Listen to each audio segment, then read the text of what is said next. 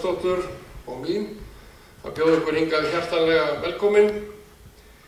Þetta auðvitað starfsmanns okkar í menningarnefnd, Braga Bjarnasonar, sem hefur unnið mjög gott starf.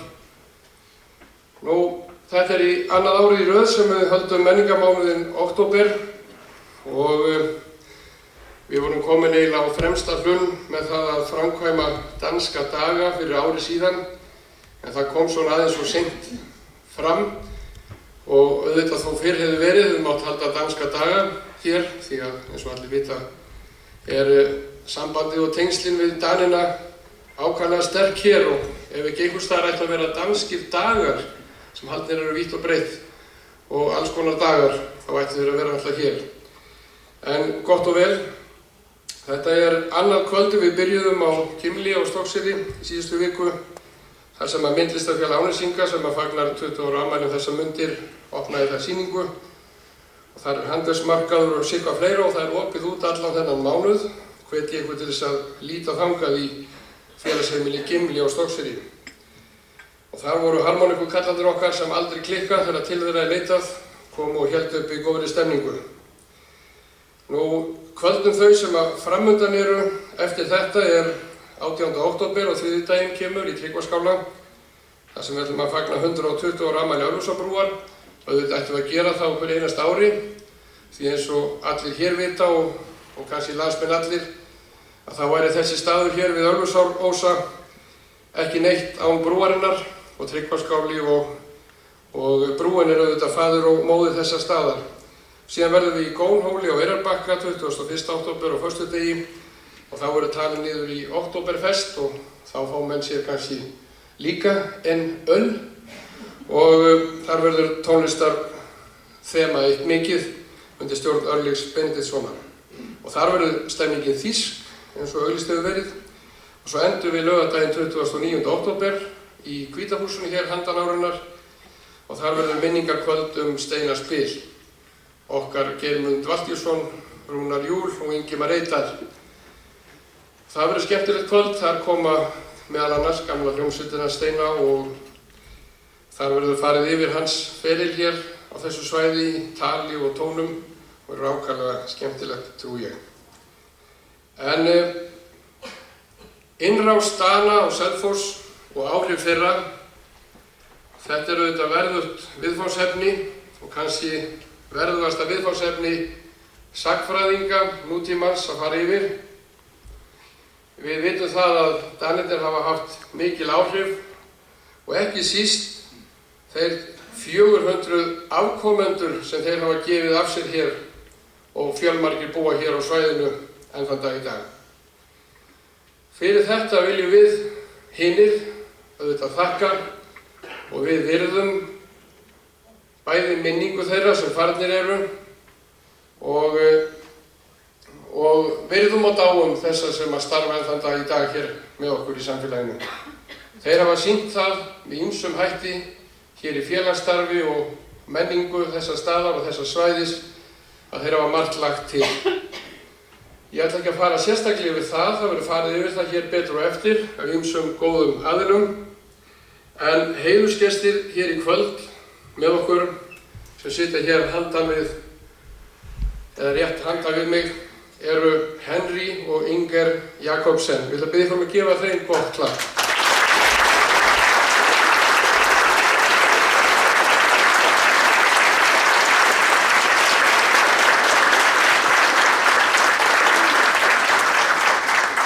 Þegar við fórum að taka hérna lista saman, þá var það náttúrulega ljóst að það erfitt að byrja og erfitt að enda, en við svona reyndum eftir fremsta megni og bestu getu til þess að miða þetta við svona komu Dananna á Selfoss þarna á ákveðnu árabili, alveg fram undir 1950 og nokkura eftir það meira að segja. Og auk þeirra hjóna Henrys og Inger, þá komu hér upp í hugan hjá okkur í menningarnefndinni Tage Olsen og Robert Jensen og Torvald Sørensen, Böge Hilles, Helgi Mogensen, Helgi Malling Andreasen, Mangor Mikkelsen, Adam Hoffritz, Hermann Österby, Fredrik Larsen og Karen Maria Olesen og að ógleymdri Ellu dönsku sem bjó hér bara rétt fyrir neðan, Preben Sigurðsson og þau hjón Ernst og Ingeborg og svo hún Tófi mín, Hákonarsson sem ætlaði að koma bara í 1 ár hingað og hér enn. Og svo það Emma kona Ingva Ebenhards og Tófi kona Guðmundar Guðmundssonar. Þetta svona lausleg skrá sem við höfum yfir þennan mannskap og eitthvað kann að fleira að dúkka hér upp í kvöld. Nú, í minni barnæsku þá var ég kannski svo óheppinn að hafa engan Dana búandi þarna alveg hérna í næsta nágrenni við mig, en þó ekki langt undan. Jensen bjó á Sunnuveginum og það gerði sömuleiðis Malling, en enginn á Kirkjuveginum svo ég best muni. Og snemma var það í skólanum einhverjum ástæðum að við vorum beðin að fara að taka saman frímerki sem féllu til á heimilinu og þá var komið til skjalanna Ernst nokkur Sigurðsson sem hafði stofnað þarna klúbb. Já, ég með Karen hér líka, hún hérna á blaðinu. Hann vissar það, gamli leifurinn, hann sér að minna með á, hún hérna bara, já, fyrirgefið því. Þetta bara hættan þegar maður byrjar að telja ykkur upp, þá það að gleyma ykkur. En Karen hérna sjálfsögðu. En í barnæskunni þetta nokkuð ferskt. Þegar við krakkarnir vorum að stelast hérna niður á, þá voru það kallarnir sem voru að veiða. Þeir voru þar nokkuð margir og þeir voru allir svona frekar stórir fastmenn í minningunni og sumir svolítið dýrir, en þeir töluðu alveg óskilinlegt mál fyrir okkur ungu mennina. Þeir töluðu saman á einhverju máli sem ég kannast ekki einu sinni við úr dönskunni hjá Levi Eyjólfsson í skólanum. Nú, svo var hún Ingeborg, hún tók þátt í að endurvekja skátahreyfinguna hérna og sitthvað fleira. Og mín viðkynni við Danina auðvitað var það að ég hafði eitt bekkjabróður sem Ágúst Austurby er. Nú öll börn hérna í Vesturbænum þau þekktu Ellu dönsku. Hún talaði mjög hratt og það var svo erfitt að skilja hana, en hún átti líka mjög grimman hund. Þeir sem lögðu það á sig að labba fram hjá Selfossveginum, að þeir löbbuðu með stórum sveig upp undir það niður að á. Þannig lenti ekki í hundinum. Nú, danskan í barnaskólanum hjá Levi Eyjólfssoni var auðvitað skemmtileg. Flestir hafa góða minningu frá því. Leifur gat verið strangur. En hann gaf manni nafn, það fengu allir í mínum árgangi nafn og ég hiða Móens. Og svo var ég nú alltaf að gáða einhverju Móens hérna og svo kom nú hér síðar einn með þetta ágæta nafn. Og vinskapur var mikill við marga þeirra, en þó kannski ekki svo ýkja marga, en sterkur vinskapur var í mínu tilviki við Tage Olsen. Við áttum sterk og góð samskipt á mínu vinnustað til margra ára og við áttum ákaflega vænt hann. Og sömuleiðis Ernst og Mangor og Henry og þessa kalla sem ég ólst upp við að klippa svona frá fyrir tíð. Og svo var auðvitað Óli vinur minn Öder, hann var með mér í hljómsveitabransanum og þá þurftum við stundum að fá mjólk og kex hjá Tófi. Og hún fór yfir þetta og sagði okkur að passa Óla og við gerðum það. Hann komið til manns.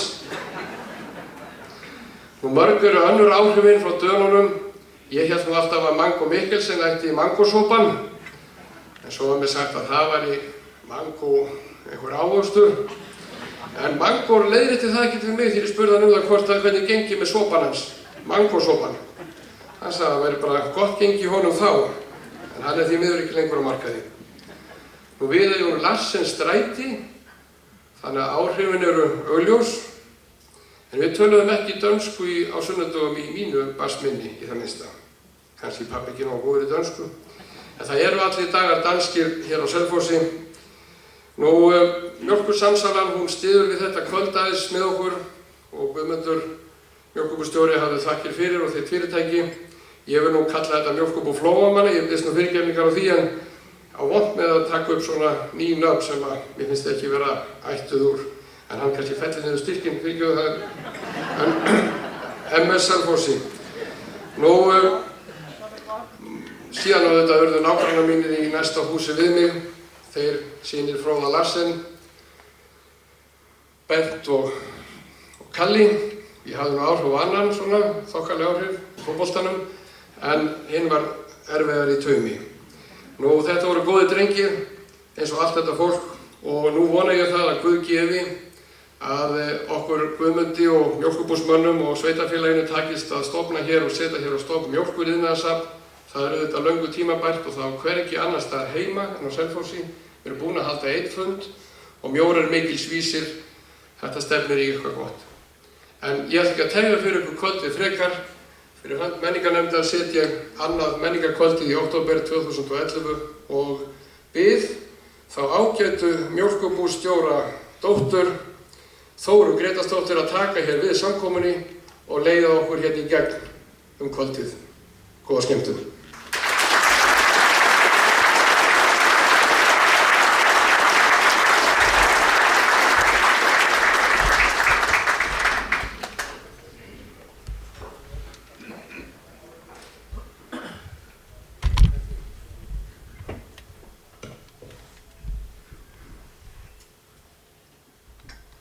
I Danmark er jeg født, der har jeg hjemme. Der har jeg rod, derfra min verden går.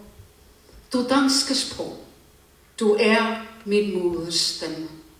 Så sødt velsignet, du er mit hjertene nå. Heiðurs hjón, Inger og Henry Jacobsen, hjertelig velkommen til. Ágætu gestir, verið öll hjartanlega velkomin hérna á þessa kvöldstund sem fjallar innrás Dana á Selfoss. Ég kaus að byrja mál mitt á dönsku og valdi þá eitt af mörgum fallegu ljóðum sem H.C. Andersen orti. Og þetta við ljóðabálkinn í Danmark er jeg født. Og þeir Danir sem tilþekkja þá var búið að gera mjög fallegt lag við þetta fallega ljóð og gjarnan sungið sem líka nokkurs konar þjóðlag eins og okkar Íslanda skorið. Nú, mín kynni af Dönum voru heilmikil í gegnum mitt heimili og starf föður míns og ég minnist þess að þegar ég úlingur að fara til sumarstarfa í mjólkurbúinu að þá störfuðu þeir þarna margir mjólkurfræðingarnir sem hér hafa verið nefndir eins og Jensen og Sørensen og að sjálfsögðu Jacobsen og Böge og Mango og Malling og Preben og Ernst og Helge Mogensen og Østerby. Danir voru ákaflega vinnusamir, húsbóndahollir, trúir því sem þeim var trúað fyrir og sýndu mikinn aga, vinnuhörku og ætluðust líka til hins sama af okkur og við höfðum nokkuð gott að í krakka róurnar að lenda í verstjórar, þar sem þeir voru verstjórar í deildum. Þeir liði ekkert háns og ég man eftir því að því var eitt sumarið í ostadeildinni hjá Mango og við stelpurnar vorum svona náttúrulega stelast einhverja pásur og gott að það voru ekki þá verið að fá sér stelast til að reykja á og fá sér kók. Að þá kom hann alltaf, hann var nú svona grínaktugur en hann notaði alltaf eina setningu: Hvað þið nú villast stelpa? Og þetta var það sem hann notaði þegar hann var að áminna okkur að stunda vinnuna.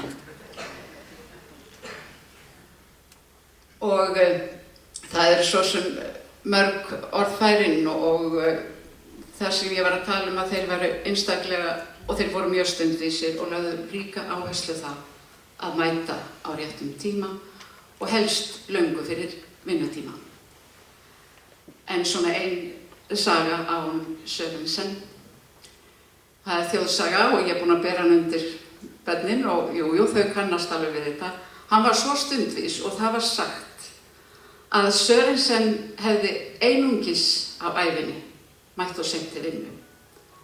Og það var hávetur og hann hjólaði og það var blindbylur og hann hjólar fram hjá mjólkurbúinu. og áttar sig ekki fyrir hann kominn upp undir rafveituhús og sneri tilbaka náttúrulega niðurbrotin allan daginn yfir þessu miklu mistökum. Og það svo sem fleira sem var á í pokahotninu, ég myndi kannski stinga því að svona öðru hvoru á eftir. En hér á dagskráni þannig skipuð hjá okkur í kvöld að næst mun Þorsteinn Tryggvi Másson sagnfræðingur flytja erindi. Síðan stiga hér á stokk Ólafur Backman og Helgi Hermanns og flytja lög eftir Kim Larsen. Gera það nú einhver betur en þeir.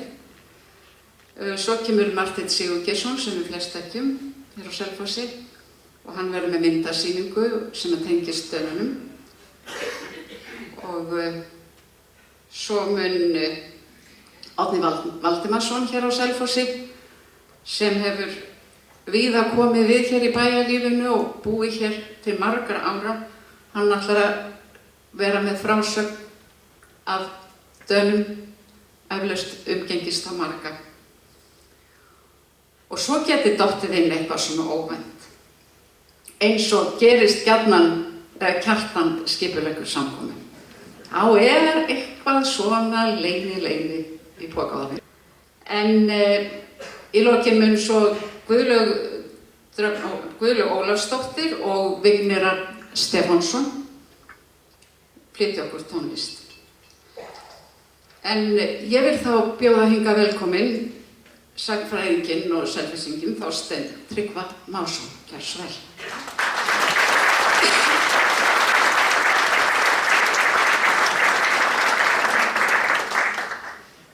Þá þetta komið, þetta sjá allir, komið sæl.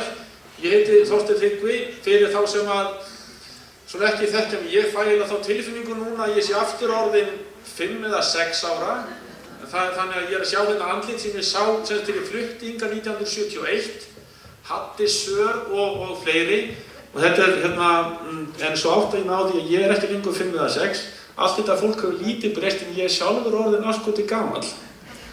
Og ég veit ekki hvort að menn hafi þá átta sig eða haldið að ég myndi verða sagnfræðingur og standa svo einhverjum, tæpum 40 árum síðar og þá að tala Danina. Ég var líka þeirra gæfu aðnjótandi að ég kynntist Karen og Hjalta, þau bjuggu sem ská á móti á horninu á Skólavöllum og Reynivöllum og okkur þótti afskaplega gaman að fá að koma þar upp. Þetta var mjög glæsilegt heimili, þetta var danskt heimili og fyrir okkur þá leiðum við búin að koma frá Hjalta og Karen. Þá fórum við bræður heim, ég og Sveinbjörn. Flest ykkar vita kannski hvað Sveinbjörn Másson og þá gat hann verið svona afskaplega fínn í hreyfingum og við ímynduðum okkur að við værum að drekka te í teboði hjá Karen. Þá lyftum við upp svona litla fingri og sötruðum Melrose te sem við fengum frá pabba og mömmu og okkur þótti þetta alveg æðislegt. En svo náttúrulega fórum við alltaf með Hjalta í fjárhúsið sem var hjá, það sem að Eiríkur var með á Eigatúni fyrir þá sem muni eftir því. Þannig að ég var hluti af hópa krökkum ásamt Heklu og Lindu og Sör og Dóra Mort og Siggu Mort. Þarna vorum við í sveitirauninni, sveit í bæ. En já, ég ætla að segja dálítið Danina og áhrif þeirra. Mér finnst þetta að nota orðið innrás. Það stundum dálítið neikvætt en ég held að það sé samt í jákvæðustu skilningi orðsins. Ég var líka veltaði fyrir mig hvort ég ætti að reyna að vera fyndinn, reyna að koma með einhverja skemmtisögur en ég kann engar, ég ekki fyndinn og svo sagði einn maður við mig að hann ætti von á hálærðum fyrirlestri Danana sem að þýddi náttúrulega ég verð að reyna að vera svona frekar þurr og þá kannski dálítið í anda þess að vera sagnfræðingur. En ég ætla að byrja á sýningur þessa mynd af 4 mönnum sem voru í minni barnæsku. Þá voru þetta svona hálftröll. Þetta voru stórir og stæðilegir menn eins og Kjartan sagði áðan og ég man eftir því einu sinni að hafa verið út í á og þá fékk ég að henda út í ána og ég var komið fisk á og svo allt í einu þá dró að ég hélt ský fyrir sólu. En það var ekki, þá var þetta bara Tage sem að kom svona aftan að mér og var svo að reyna að hjálpa mér að draga sem sagt þennan eina lax sem ég hef nokkuð tímann krækt í land. Og ég skildi ekki orð af því sem hann sagði, sem að þýddi náttúrulega það að ég misti fiskinn. En ég ætla einhvern tímann aftur að reyna. En þetta eru sem sagt, ég veit ekki hvort ég þarf að segja hvað menn þetta eru. Þetta eru Henry, Adam og Tage og svo þarna í viðbót hver? Gott. En innrás Dananna og áhrif þeirra, ég ætla líka vegna þess að ég er sagnfræðingur að fara þetta langt aftur í tíma. Þannig að við byrjum sem sagt þá bara alveg hreint á þeim tíma þegar Selfoss er í þjóðbraut og ég finnst bara með fyrir aðeins að sjá þetta fyrir sér. Þetta er í staðan svona í kring, já bara frá því að land er byggt og svo alveg hreint fram á sko 19. öld eða lok 19. aldar, þá bara Selfoss þetta bara bær í þjóðbraut. Það eru ferjur í Kaldaðanesi og það eru ferja í Laugardælum. Og Selfoss er þarna mitt á milli og þetta er svona, það er mjög gott að hafa þetta í huga þegar maður er að velta því fyrir sig hvernig að byggðin þróast þetta. Það sem gerist svo er sem sagt að það kemur þetta flóa á þetta og með henni þá náttúrulega verið að reyna að auka sem sagt hag bænda, þannig að þeir allt í einu fara að rækta land og menn þurfa að nota svo að þetta kostar peninga svo menn fara að velta því fyrir sig hvernig að gera það. Og þá er náttúrulega bæði komið þarna að rjómabúum og öðru og þetta náttúrulega þýðir eitt að þarna komið svona, þetta er upphitun að sko mjólkurbúi Flóamanna seinna meir. Það sem kemur svo líka og skiptir þarna miklu máli, það er Tryggvi Gunnarsson og Ölfusárbrúin sem kemur 1891. Þannig að þarna erum við komin með nokkra þætti sem skipta höfuðmáli í því að hérna verði einhver byggð.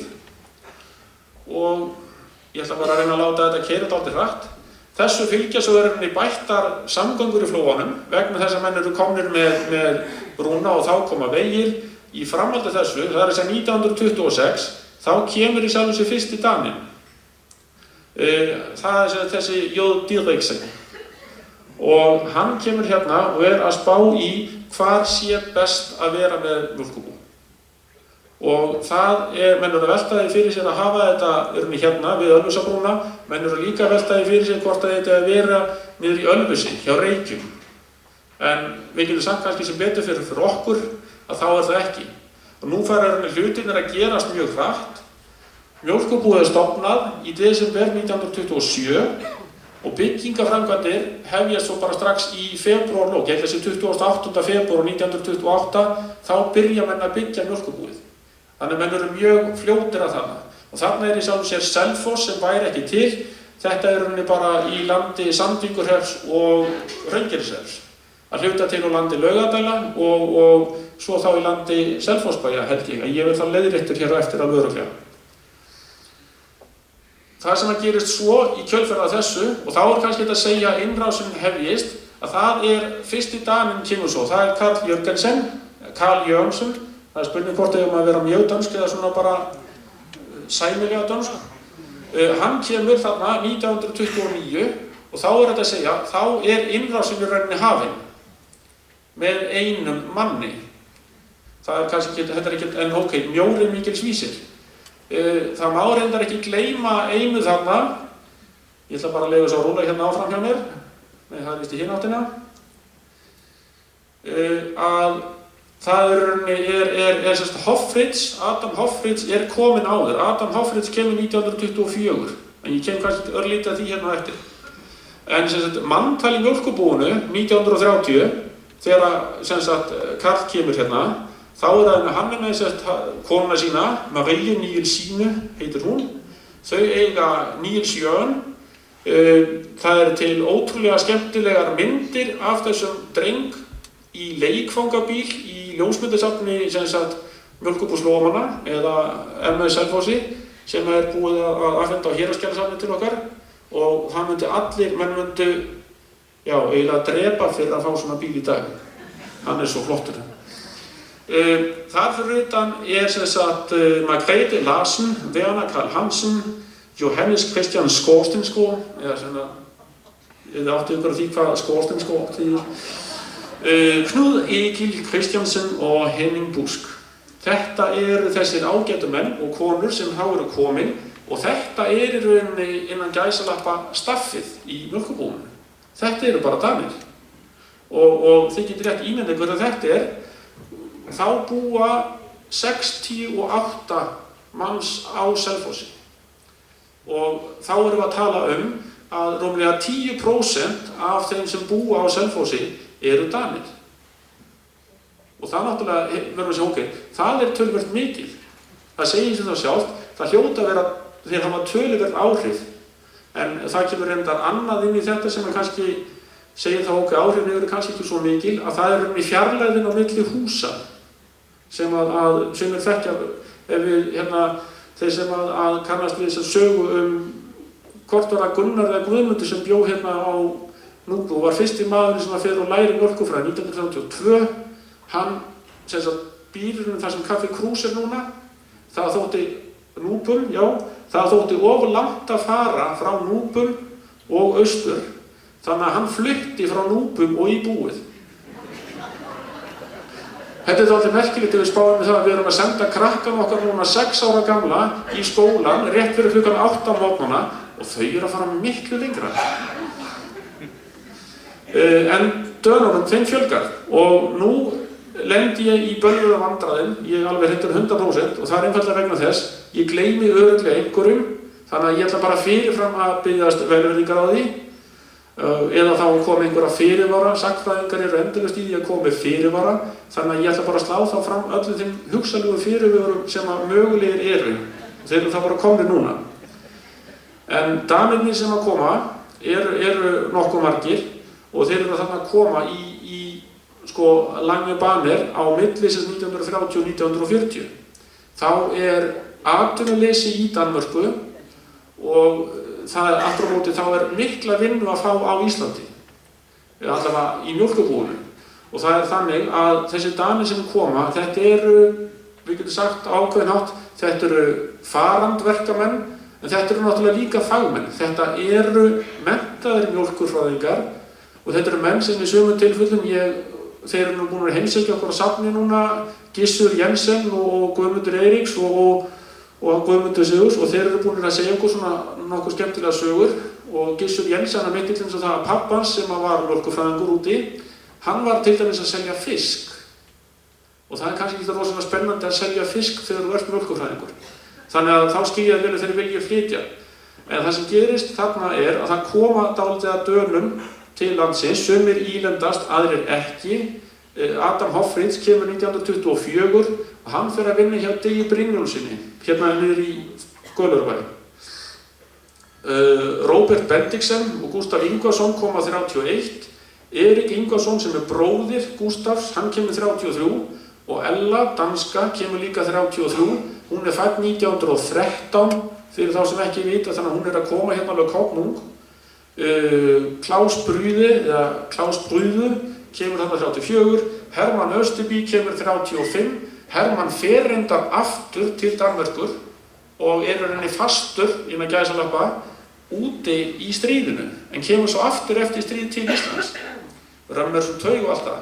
Robert Jensen, hann kemur 35, Børge eða Børge Hilles kemur 35, Mango kemur 38 og Helge Melling Andreasen og Henrias Jakobsen og Thorvald Sørensen, þeir koma allir 39.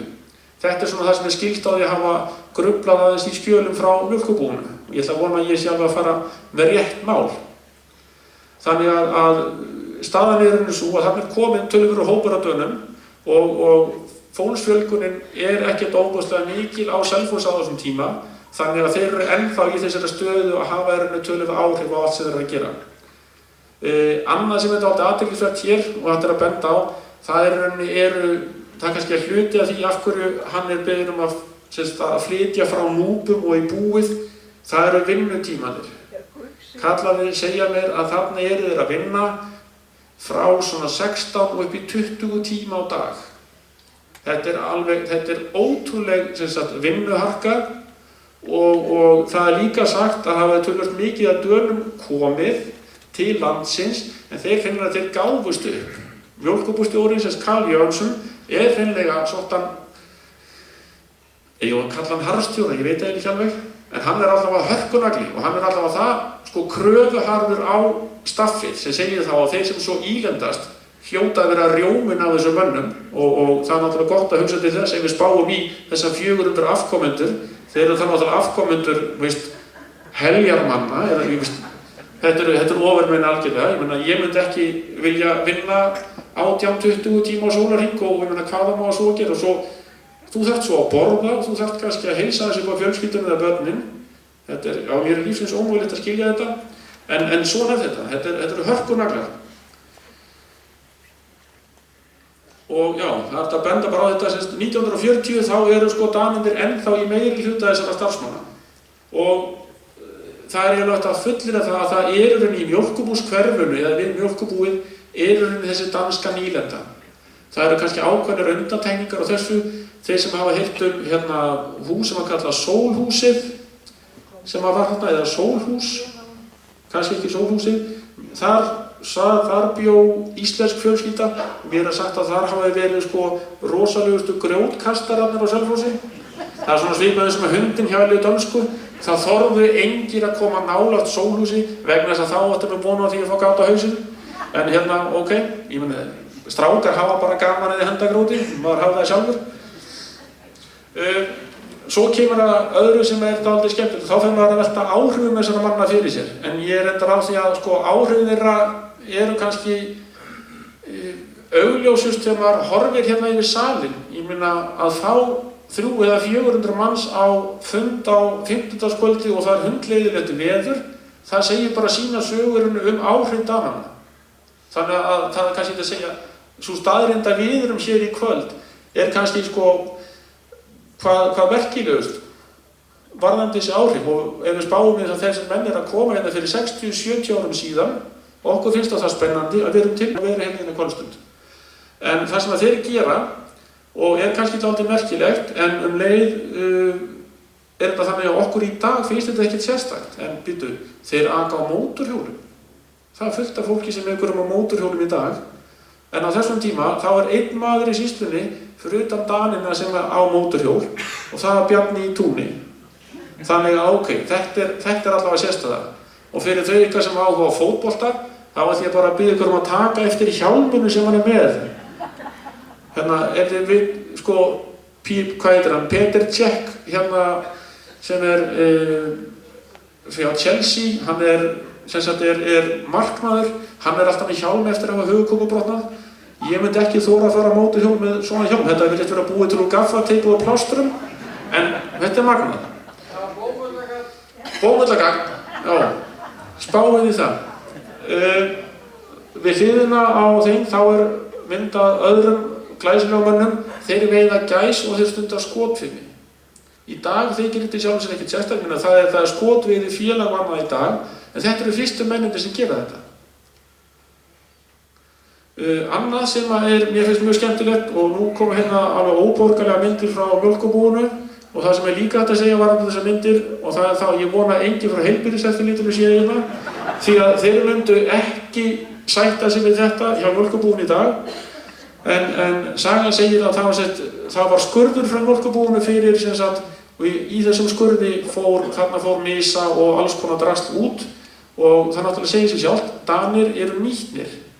Þeir eru rauninni það sem þeir eru svona ökonómiskir í það sem við myndum kalla svona húshaldning og þeir vita, þetta er hægt að nota og hvað gerum við þá? Þá nána sér við nokkra grísi. Grísirnir verða feit og pattaralleg svín, þeim er svo slátrað og þá hefur maður eitthvað æðislega gott að borða.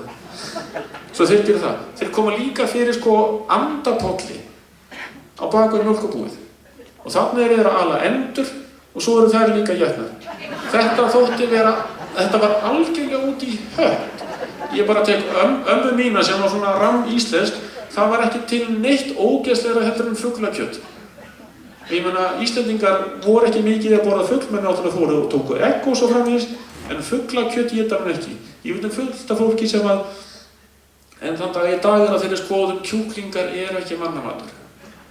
en þarna eru þeir langt á undan, þeir eru alltaf langt á undan sinni samtíð á Íslandi. En þetta bara þetta bara aftur á móti eitthvað sem mjög almennt í Danmörku. Þannig að þeir borða svín- og fuglakjöt og dönsk matamenning í hávegum höfð. Ég talaði mjög stutt við hann gest Hjalta í morgun í síma og fór svona, ég var búinn að vera að rifja upp eitthvað af þessum heimsóknum okkar yfir til Karenar og hann alveg sem bara gúttir þetta sko. Menn gera líka, ef við séum alla svín, þá eru þeir með grísasultu, þetta eru við ekki með. Náttúrulega Íslendingar þekki allir sviðasultu, en þarna búin til grísasulta. Þeir eru að sulta, það er að segja það sem við köllum þeir kalla sulta, en ekki sem grísasulta, heldur sem marmelaði, nota ber og svo framvegis, og svo náttúrulega danskur bakstur. Þannig að þeir eru þarna komnir með ákveðna hluti sem að okkur þykja sjálfsagðir í dag, en voru í sjálfum sér á þessum tíma hafa þótt undarlegir eða mjög sérstakir. Enda náttúrulega, við erum svo náttúrulega bara alin upp í gegnum tíðina á skreið og lambakjöti og litlu öðru. Og étum úr öskum og eitthvað svona. Annað líka sem dálítið skemmtilegt hér, ef þið skoðið þessa mynd, það náttúrulega það að þarna taka mann upp á því á góðviðrisdögum að fara þá bara út. Þá borðum við úti. Nú gerum við þetta í dag, það ekki tiltökum mála að fara út á sólpall að fá sér að borða morgunmat eða eitthvað, en Danirnir fara þarna út með almennilega borðastóla og það bara dúkað upp og svo erum við bara þarna eins og kóngar og drottningar í ríki sínu að borða. Ég skildi reyndar að ákveð þegar þessi veisla var að þá var þarna sem sagt sænski krónprinsinn í heimsókn og hann heimsótti sem sagt Dani og þá sem voru að vinna hérna við mjólkurbúið. Svo var líka annað og ég ætla að vona ég særi ekki blíðunni kennt neittna með þessari mynd. Þessi mynd tekin úr safni Ellu Dönsku, þessara frábæru konu. Ég veit ekki hverju sem maður það skiptir í sjálfu sér ekki máli. Ég ætla að taka fram, þetta ekki Ölfusá, þetta ekki Laugardalseyja, en mér fannst myndin bara eiga vel við. Þar að segja þetta gerðir og þetta vakti líka töluverða athygli. Þeir eru að synda út í Laugardalseyju þegar gott veður. Þessa fáu daga sem eru frí, ég glemdi reyndar að minnast á að það var frí 4 daga ári. Menn unnu 18-20 tíma, þess að 361 til 362 daga ári. Þessa 4 daga sem voru frí, það var nýjársdagur, svo var það páskadagur og það var jóladagur. Þetta eru 3 dagar. Svo bættist við hvítasunnudagur. Þannig það bara. En þetta kannski kemur til aðeins seinna heldur en sem sagt þarna milli 30 og 40, en menn allavega gera þetta líka og þetta svona, það svona kannski þessi suðræni blær yfir þessu. Svo kemur blessastríðið og ég ætlaði að vera búinn klukkan korter yfir 8, það passar hún korter í 9, þannig að við skulum sjá hvað ég var snöggur á þessu. Það sem gerist rauninni þarna og eitthvað sem ætti að hafa í huga, það rauninni það að þegar stríðið kemur, þá komast Danir ekki til Danmörkur og Íslendingar komast ekki heim frá Danmörkur. Þetta þýðir rauninni það að eitthvað af þessum dönum sem eru komnir hingað, þeir ílendast. Það kannski erfitt að segja til hvort það sé vegna þess að stríðið var eða hvort það sé út af einhverju öðru, en þeir í sjálfu sér ílendast. Og ég vil meina líka það að margir af þessum dönum eru þá búinir að stofna fjölskyldur og þá kannski bara mjög eðlilegt að þeir vilji lifa þessu fjölskyldulífi hérna á Íslandi. Þannig að stríðið að einhverju leyti getur kannski tryggt það frekar að þeir setjist á Selfossi. Varðandi Íslendingana sem eru úti, þá hefur kannski skýrasta dæmið þar með Hjalta Gestsson. Hjalti einn af þessum mönnum sem fyrir út í nám við konunglega landbúnaðarháskólann og hann rauninni kemst ekki heim í stríðinu. En hann flytur svo aftur bara heim þegar að stríðinu var lokið og hann búinn í námi og þá flytur hann bara heim og er komið með danska konu og þau eru svo með sína fjölskyldu hér.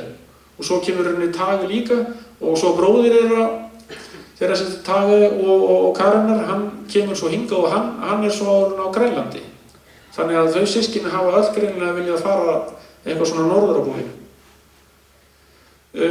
Það sem gerist svo líka, og þetta er afskaplega leiðilegt orð að nota hérna Marshall-aðstoðin, virkar kannski leiðilegt og þungt, en Bretavinnan og mikil vinn eftir stríð hefur líka áhrif á þetta. þannig allt í einu komin fullt af peningum í umferð og þessi kallar sem voru áður að vinna þetta 18-20 tíma voru raunin á föstu kaupi, þannig að þeir voru ekkert að fá mikið borga fyrir þessa yfirvinnu. Það sem gerist í kjölfarastríðinu það að þeir fara að fá tímakaup. Og að fá tímakaup eða þú ert að vinna 18 eða 20 tíma, þá ertu náttúrulega í góðum málum. Þá ertu bara skattakóngur. Og það það sem gerist með mjólkurfræðingar þarna, þeir verða eiginlega skattakóngur á Suðurlandi. Og það spurning hvort að mjólkurfræðingarnir verður það aftur einhvern tíma, ég veit það ekki. Apótekararnir eru hættir að vera skattakóngar og þetta gengur kannski í einhvern svona hring. En þetta allavega fyrst mér mjög athyglisvert og spurning hvort að menn takir ekki upp í næstu kjarasamningum hjá MS og heimti það að þeir verði nú skattakóngar aftur. Það sem gerir svo líka náttúrulega það að mjólkurbúið að síðan kaupfélagið komið til og kaupfélagið það styður svo enn frekar undir starfsemi mjólkurbúsins, þannig að við erum komin hérna með tvo svona mjög sterka þætti í það að styrkja byggðina hérna sem kaupfélagið með Egil Thorarinsson í svona broddi fylkingar og svo mjólkurbúið og þetta bara til þess að þétta og styrkja byggðina á Selfossi. Og þá eiginlega koma því sem gerir svo kannski eftir stríð að þá koma svo Fredrik Larsen og Karen og Tage koma, þá kemur líka Laurits Jönsson. Þessi, ég veit ekki neinn deili á honum frekar. Ég veit aftur á móti að Laurits var dálítið með ungmennafélaginu. Hann var í frjálsum íþróttum og annað, þannig að það vonandi einhverju sem muna kannski eftir honum að geta sagt eitthvað. Ég sé myndir á honum í keppnisliði með sem sagt Kolbeini Kristins og fleirum. Þá var hann þar í hóp nokkuð vaskra ungra manna.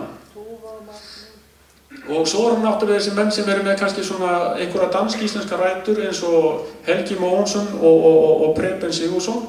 Og svo náttúrulega koma Yngvi Ebenas og Emma Karlsson og Ernst og Ingeborg og svo náttúrulega Tove. Þannig að þá erum við komin kannski dálítið nálægt okkur í tíma. Ég vafalítið að gleyma einhverjum en það kemur töluvert af fólki eftir stríð líka. Og þá þetta kannski líka farin að koma fleiri konur eftir stríð. Ég þori ekki að fullyrða það en það svona mín tilfinning svo. Ég svo sem búinn að koma örlítið inn á þetta með hvað þeir að gera. Þannig jákvæð að vera með eina svona sem heitir fútbolbox og fiskabí. En þannig að þeir eru íþróttamenn. Allir þessi gaurar sem koma hann í mjólkurbúið. Þeir spila fótbolta, eða knattspyrnumenn. Og þeir eru eiginlega svona frumkvöðlar í því. Hérna niður á Fagurgerðisflötunum, þar sem Fagurgerð núna, þar eru þeir að spila fótbolta. Og það eru til flottar myndir af mönnum hérna frá 1936, Púli Tallagnir og fleiri eru þar á myndir, íslenskir strákar sem að spila og þeir hafa vafalítið fengið einhverja þjálfun frá Dönunum, pluss frá Sigurður heitir hann og manni ekki hvers son sem það maður sem kemur á austan. Og það eru svona þessi menn sem eru kynna fótboltan hérna á Selfoss og þetta er gert löngu áður en knattspyrnudeildin stofnuð. Annað sem gerist og mér finnst vera dálítið athyglisvert, það er að menn fara að æfa hnefaleika. Það eru Henry Jakobsen og einn sem heitir Gunnar Kristjansen. Þeir gera þetta ásamt nokkrum dönum sem voru í Hveragerði og menn eru að æfa meðal annars í Tryggvaskála. En það er eiginlega tekið fyrir þetta þegar Bretinn kemur og hernumar landið. Þeir voru búin að vera þessi dálítinn tíma og það er aldrei að vita nema við höfum átt einhverja Íslandsmeistara í hnefaleikum hefði þetta ekki verið stoppað. En það gerast svona dálitlar breytingar í tengslum við hernamið hvað varðar þetta félagsstarf. Annað sem þeir gera þótti vera mjög undarlegt, það er það þeir renna sér á skautum. Fullorðnir menn á skautum, það þótti vera sérstakt og mér sagt að sá þeirra sem var hvað bestur hafi geta stokkið yfir 8 menn. Þá röðuðu menn sér á ísinn og hann kom að stökka yfir 8 menn og lendi svo. Ég myndi ekki þora að liggja þarna ef að skautarnir kennu en þannig það. Annað sem ég þarf ekki að segja það það. Þeir eru snjallir veiðimenn, þeir eru í stangveiði og það hægt að segja ef við ætlum að fara að líta á félagsstarfið þá eru kannski hvað sterkastir þar. Fyrstu menninni sem að veiða hérna á stöng eru Bretar í tengslum við brúavinnununa 1891, næstu menn þar á eftir, það í rauninni Danirnir. Og það í rauninni með þeim sem þetta svo í rauninni byrjar og í rauninni, þeir eru kannski hvatamenn að Stangaveiðifélaginu, hérna, Stangaveiðifélagi Selfoss. Og þenja dragspilið. Það er náttúrulega til óborgarlega sögur af sumum sem eru að spila og fara og spila og missa sjónina og fá hann aftur og svo framvegis eftir að hafa verið búin að spila sko langt fram á morgun. En það voru kannski einhver aðri sem að minnast á þær sögur hér á eftir. Tungumálið, Kjartan kom aðeins inn á þetta áðan. Ég ætla nú að reyna að vera dálítið snöggur. Eins og Kjartan sagði, það er ekki töluð danska á sunnudögum. Við erum ekki eins og Akureyringar sem að þóttust tala dönsku á sunnudögum, einhverja búða dönsku eða guð má veita hvað. Það er ekki gert hérna. Það er að velta í fyrir sig af hverju. Danirnir tala dönsku sín á milli, það virðist vera nokkuð ljóst. Svo er annað sem að ég fór að velta fyrir mér. Sko íslensku mjólkurfræðingarnir, þeir eru allir menntaðir í Danmörku og þeir og Danirnir geta tala dönsku, fagmálið innan mjólkurfræðina. Þeir geta tala þetta mál sín á milli. Þeir skilja hvern annan og þetta kannski þýðir rauninni það að pressan á það að þeir þurfa að læra eitthvað annað. Er það alveg ekki rosalega mikil? Ef þú kemur því til skila sem þú þarft að koma til skila og það vel, að það miskilur það ekki með okkur maður, ertu þá bara ekki í góðum málum? Ég myndi svara því sjálfur játandi, jú, þá er ég bara í góðum málum. Þá er þetta að velta þessari spurningu fyrir sig. Er það töluð danska á Selfoss á hverjum degi? Nei. Þetta virðist einskorast við vinnuna. Það er töluð sko íslenska á heimilunum. Þessi ég hef talað við og spurt, var töluð danska heima hjá þér? Þá er mann alltaf svara neitandi. Það var bara töluð íslenska. Þetta virðist við einhverju leyti þá sko að tvítingi er sem sagt þá eitthvað svona nútíma fyrirbæri. Það er að segja börn sem alast upp fyrir að tala sko 2 tungumál. Annað sem er hægt að benda á er það sko að námskeið í íslensku er ekki í boði og allir kæra sig kollátt á málfræði. En það er svo sem það segja, ég allavega verið ekki vandræðan núna með að skilja Dani eftir að hafa búið í aðeinsku sjálfur, þannig að ég veit það ekki alveg. Svo er líka annað sem er dálítið athyglisvert og maður þetta við huga, það er hreinlega það að við erum sem Íslendingar, það er kannski vegna þess að við erum sko, stundum að deyja minni áttakennd, við erum afskaplega ánægð þegar við heyrum útlendinga tala íslensku. Það hafa komið útlendingar í Kastljós sem hafa verið á 3 vikna námskeið í íslensku og við erum alveg ofandottin að hrifningu yfir því að þeir geta sagt okkur góðan daginn. Fólk sem kemur hérna og heldur tónleika og segir að góðan daginn, Ísland og þá rifnar þakið að Laugardalshöllinni. Menn eru svo ánægðir með það. Ef menn geta sagt takk, þá aftur tvöfaldast hvað fagnaðarlætin. Þannig að þetta er spurning kannski líka einhver leyti þær kröfur sem við gerum til þeirra sem að tala íslensku. Og ég verð allavega að segja þá miðað við þessa sko Íslandsvini svokölluðu, þá er nú þessi íslenska sem að Danirnir tala bara fjandi góð. Þá ætla ég bara að segja eitt hérna svona til að svona klára þetta. Áhrif Dananna, mín tilfinning er svo að þau séu mesturinn á milli 1930 og 1960. Stærð þorpsins ræður mestu þar Það sem gerist 1960 þá eru hérna komin 1700 manns og þar af leiðandi þetta hlutfall að vera með 10% ekki lengur til staðar.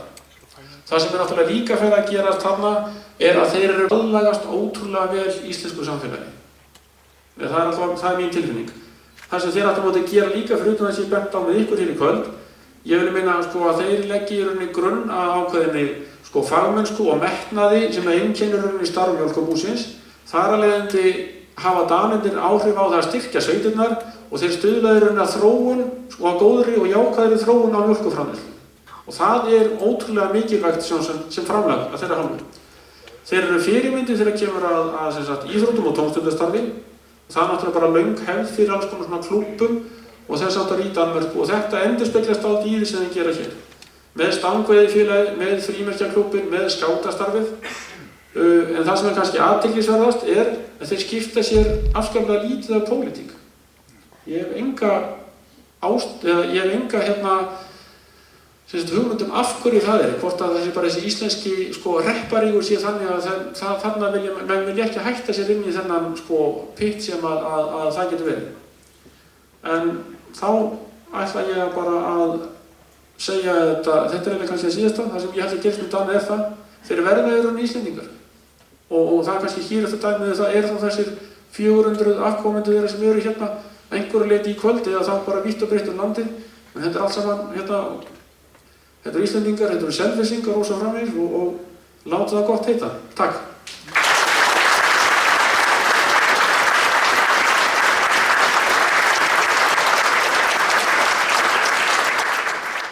Jæja, þarna kom nú heilmikil fróðleikur fram. Áður en ég kynni næsta atriða þá var ég nú svona að rifja upp bæði þarna úr mjólkurbúinu eins og ég sagði ykkur frá, það var ég þarna nokkur sumur og það var svo gaman þegar þeir voru að tala saman.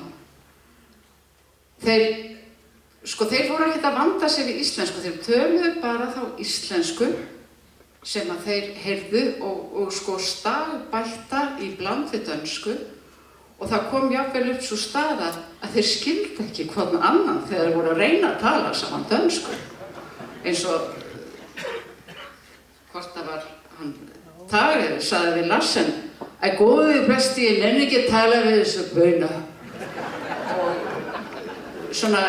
og þetta var eitthvað sem við ólumst upp með og lærðum á og við lærðum bara já, ok, Larsen var að tala, já, það meinar þetta já, mango, já, manning, það var sko allt í lagi og það hafði svona hver sitt lag og þetta var bara gaman og þetta var bara okkur mjög eðlilegt. Þetta er í að þarna úr mjólkurbúinu að þá var Sørensen, hann sem ég nefndi áðan, hann var að vinna í afgreiðslunni sem kölluð var, hann sá að útluta mjólkurpöntunum í búðir og bæi og í sveitirnar og já, í mjólkurbúðir og hreindfjörðum allar sveitir. Og svo kom eftir stóra pantanir og það var á þeim tíma þegar mjólkin, hún þróaðist úr brúsum í gler og það var lítisflöskur og hálslítisflöskur og svo var rjóminn í pelum og það var alltaf að tala að pantaði fá 3 greindur, 4 greindur, 5 greindur, minnir að hafa verið 24 flöskur í greind, þá leiðir þetta eða 12, já. Það skiptir ekki máli. Nema það kom alltaf svona þessi samansetning þegar komið stóra pöntun að við öpuðum þetta svolítið eftir honum. Að það var og svo er það 2 greind í halvpott og hitt í pott. Og þetta sagði bara Sörens. Það var svo einu maður sem fekk að segja þetta og við skildum það. Auðvitað var hann að segja þá átti að fara 2 greindur í hálspott mjólk og svo allar hinnar greindurnar í 1 lítir. Það var nú ekki flóknar en það. Nú, næsta atriðið, það er þeir félagar, Ólafur Backman og Helgi Hermannsson og þeir ætla að fara með lög Kim Larsen og einhverjum datt nú hér í hug þegar Kim var fyrst, þá vorum við náttúrulega orðin öll mörg eldri en einhverju spurði ætli þessi Kim Larsen sé skyldur Larsen? Og við sagðum bara já, þetta er frændans. En talandi Larsen þá verði ég að segja Einarsson og með þeirra stilla. Einn daginn að þá var Larsen eitthvað hálfdapur og það myndi ekki hvort það var Danið eða Íslendingur, já, það skiptir ekki máli. Og þeir bara að, já, nú maka Larsen. Hvað segir þau? Nú maka Larsen. maka Larsen. Það þurfti ekki meira. Þetta flög í loftið. Og oft sagt maka Larsen. Og ég hef leyfi frá ættingjum hans að segja þessu. En þá komum við hér þeir sem ætla að leika lög afkomenda Larsen, Ólafur Backman og Helgi Hermannsson, gjörðu þið svo.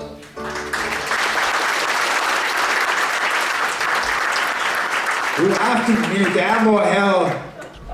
Nu skal vi have snaps og en øl, måske to. Ikke bare ølklæfterne, men det er snaps med.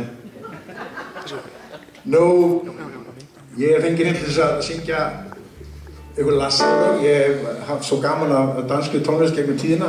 Ég líti að hafa verið Dani í fyrra lífi. Ekki mjólkurfræðingar, ábyggilega bruggari. En við ætlum að taka hérna 2-3 lög. Við ætlum að byrja hérna á lagi sem heitir Stakkels Jim. Þekkt íslenskt lag líka.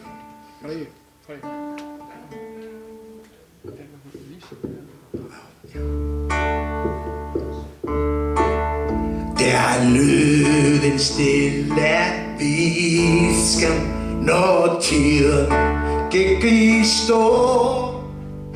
Den der stille bilen gik bort på mor og for. Nu vandrer de på slatten og stammens gamle mand.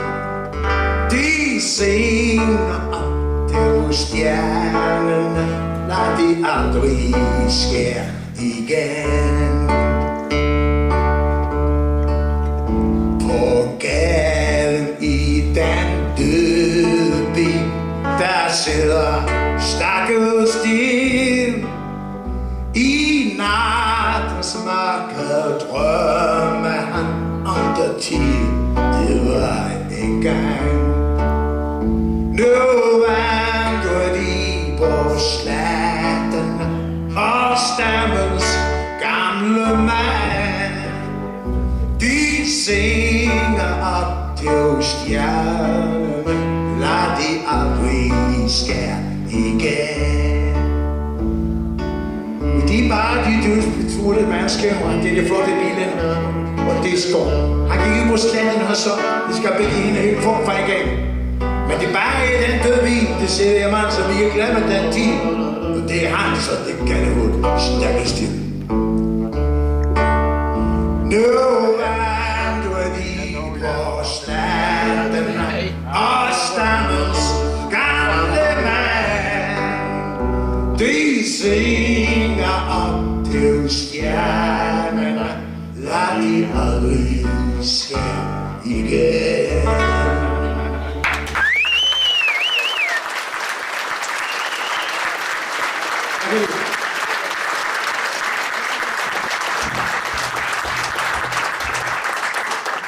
Þegar maður er að syngja svona kvöldum, ekki á balli með trommusetti og kannski hálfan kaldan, þá er ekki alveg eins mikið lasset bragur í röddinni hjá manni. En það lagast einhvern tímann. Við ætlum að taka næst gott lag sem heitir Pappírsklipp og kallum það bara Flautulagið. Gjörðu svo vel!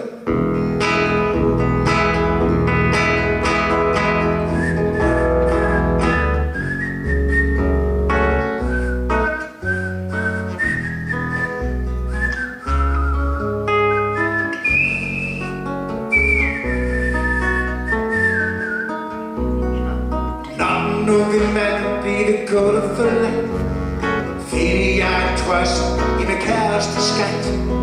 Klippe motiver med drømme om sex. Var vi silhuette af den fineste slags. Her er en armifagniveau, det som gør mig til Danny Hjort. Et kærligt kys og østeste satsning. Altid solskin og sødeste mig. Livet er langt, og lykken er kort. Særlig er den, der det givet i bort.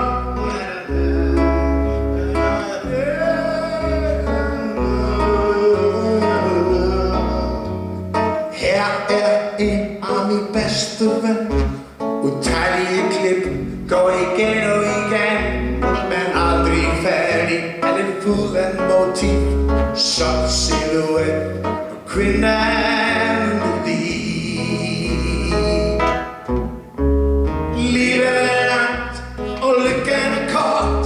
Særlig er den, der er givet i bort.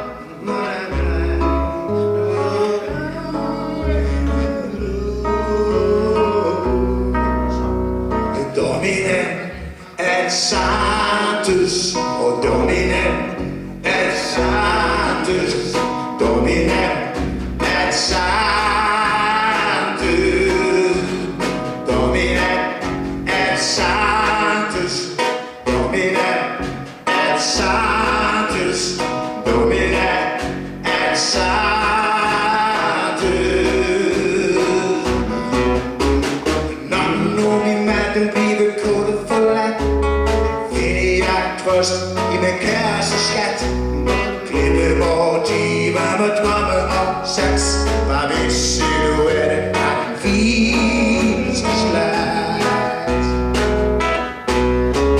Livet er langt og lykken er kort Særlig er den, der vil give det bort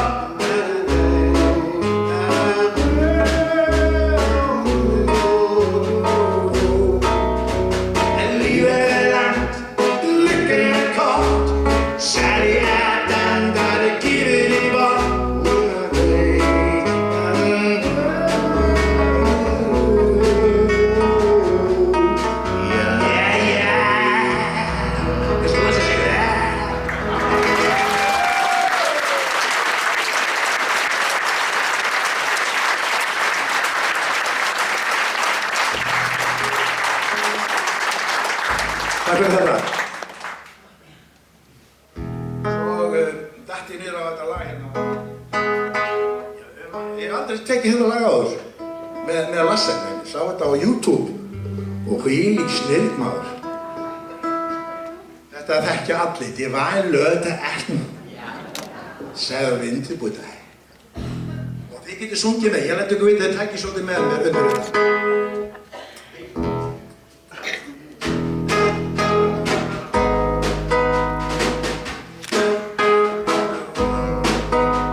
Det var en lørdag aften, jeg sad og ventede dig. Nu siger jeg. Det var en lørdag aften, jeg sad og ventede dig. Du lovede mig at komme vist, men kom så ej til mig. Du lovede nu at komme vist, og kom dog ej til mig.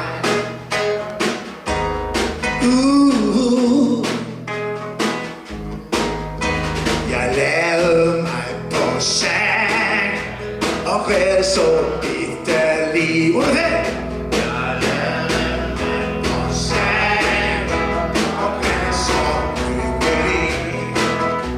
For du har på en anden kær og slaget mig af synd. Og du har på en anden kær og slaget mig af synd.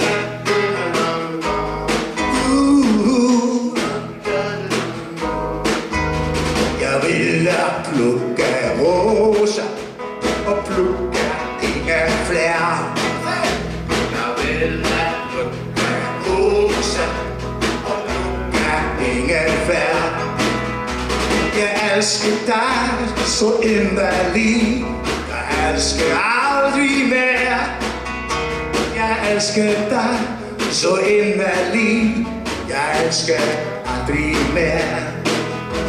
Jeg elsker dig så inderligt. Jeg elsker aldrig mere. Jeg elsker dig så inderligt. Og elsker aldrig mere.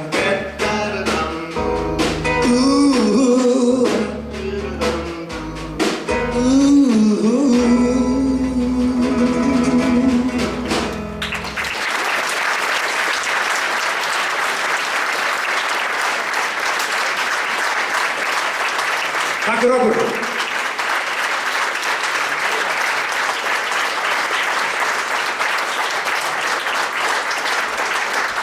Þeir eru ekkert með aukarlöf. Takk að það undir öðrum kringumstæðum.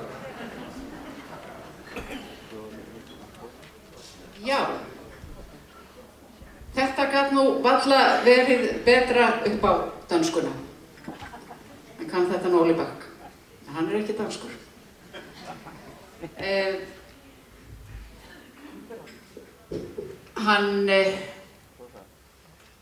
Guðmundur Geir, sem forstjóri hér á Selfossi hjá MS, þar sem MS hefur aðsetur í höfuðstöðvum Mjólkurbús Flóamanna fyrir. Það ekki snillir að það.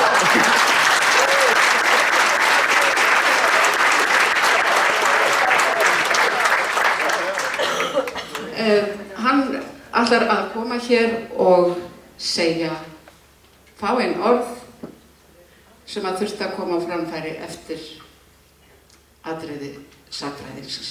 Ég held að það sé nú ekki skammir. Guðmundur Geir, gjörðu svo vel.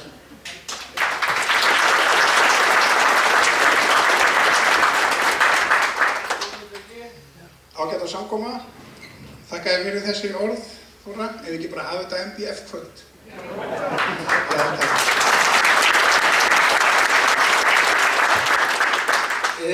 Í upphafi þá vil ég auðvitað fá að þakka fyrir að þetta frumkvæði að koma þessu á.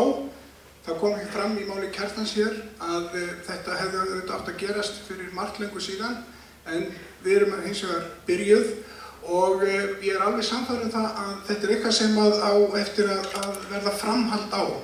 Hann nefndi þetta með minjasafn mjólkurinarins, það er eitthvað sem við höldum áfram með og við munum halda þessu merkja á lofti, þar að segja Danirnir sem voru hér á Selfossi.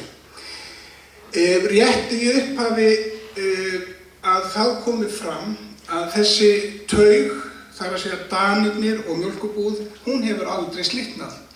Þó að Jakobsen hafi hætt fyrir 22 ára síðan, að þá eru ennþá Danir í mjólkurbúinu. Það hafa alltaf verið Danir og ég hef þá trú að það munu alltaf verða Danir í mjólkurbúinu. Við erum með Dani í mjólkurbúinu í dag. Þið sjá til þess Íslendingarnir, strákarnir, já þessna stelpurnar, að þeir eru farið til Danmörku, að þá skulu þau nokk draga einhvern maka með sér danskan heim og hérna fara að vinna í mjólkurbúinu. En það sem ég langaði kannski aðeins að hafa svona smá statistikk með ykkur, hann Þorsteinn fór nú aðeins djúpt í þetta og ég hugsaði að mér ætlar hann að stela nú af mér öllu punktunum, en í upphafi eins og kom fram þá voru 6 starfsmenn í mjólkurbúinu 1930, allt Danir. 8 árum seinna voru komnir 6 Íslendingar, en það voru 12 Danir þá sem unnu í mjólkurbúinu 1938, þannig að það voru 18 starfsmenn. 2 árum seinna 1940 starfsmannafjöldin orðinn 21, en Íslendingunum hafði ekki fjölgað, þeir voru ennþá 6, en Danirnir orðnir 15. Og það er alveg rétt sem kom hér fram áðan að 1932 fer Gunnar Jónsson, sem var stóran ættarlegg hér á Selfossi, þá 16 ára gamall í nám, hann fyrstur Íslendinga í mjólkurfræði og ætla að segja ekki svona 700-800 metrar frá Café Krús sem í dag í mjólkurbúið, en þetta þótti ótækt. Það þótti algjörlega ótækt að hann væri að eyða tíma í það að fara á milli vinnustaðar og heimilis á hverjum degi. Og þetta var þannig að það var að byrja klukkan 4 og vinnudagur hún lauk svona 8, 9 til 10 á hverju kvöldi. Og þá var náttúrulega engin tími til þess að vera anskotast heim heim til fjölskyldunni eða heim til foreldra í lok vinnudags. Þurfa svo að mæti vinnu eftir bara nokkra klukkutíma. En menn náttúrulega voru kannski ekki sáttir við þetta. 1933 þá fóru dönsku mjólkurfræðingarnir í verkfall og þeir fengu betri kjör og eins og stendur í bréfi sem ég hef séð og að auki 1 frídag í mánuði og það þótti mikil kjarabót. Það var einnig komið fram að menn bjuggu áttu heima þarna fyrstu 8 árin en fyrsti starfsmaðurinn sem bjó utan mjólkurbúsins var Robert Jensen en það var 1938 og það er það ár sem hann gifti sig. Þá hefur það væntanlega þótt tilhlýðilegt að hann fengi leyfi til þess að fara út úr þessari kommunu sem hefur nánast verið. Rétt svona í lokin ein svona skemmtileg saga.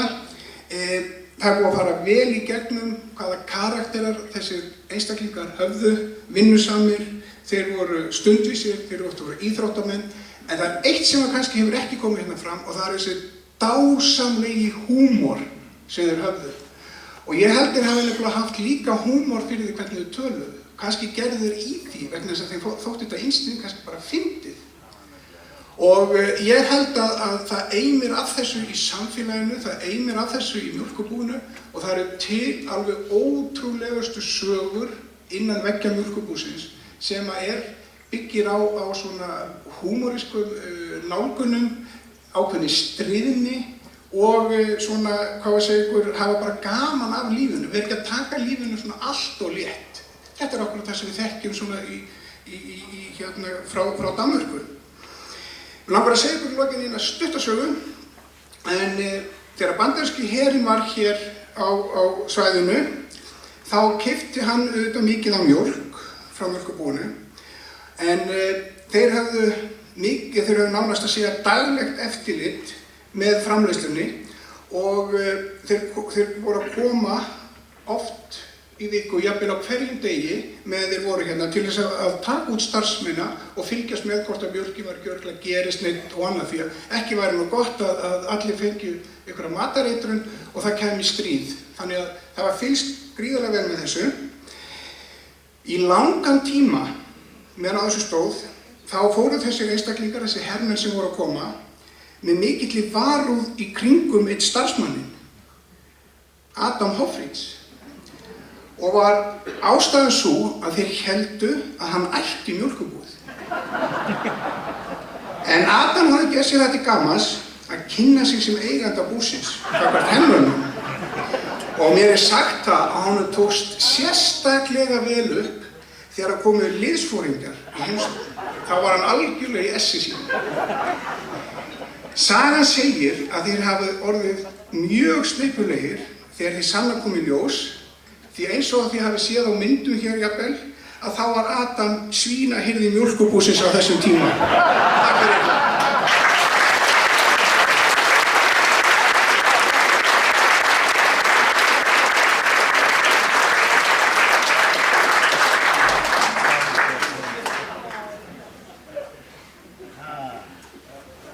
Þakka fyrir, Guðmundur Geir.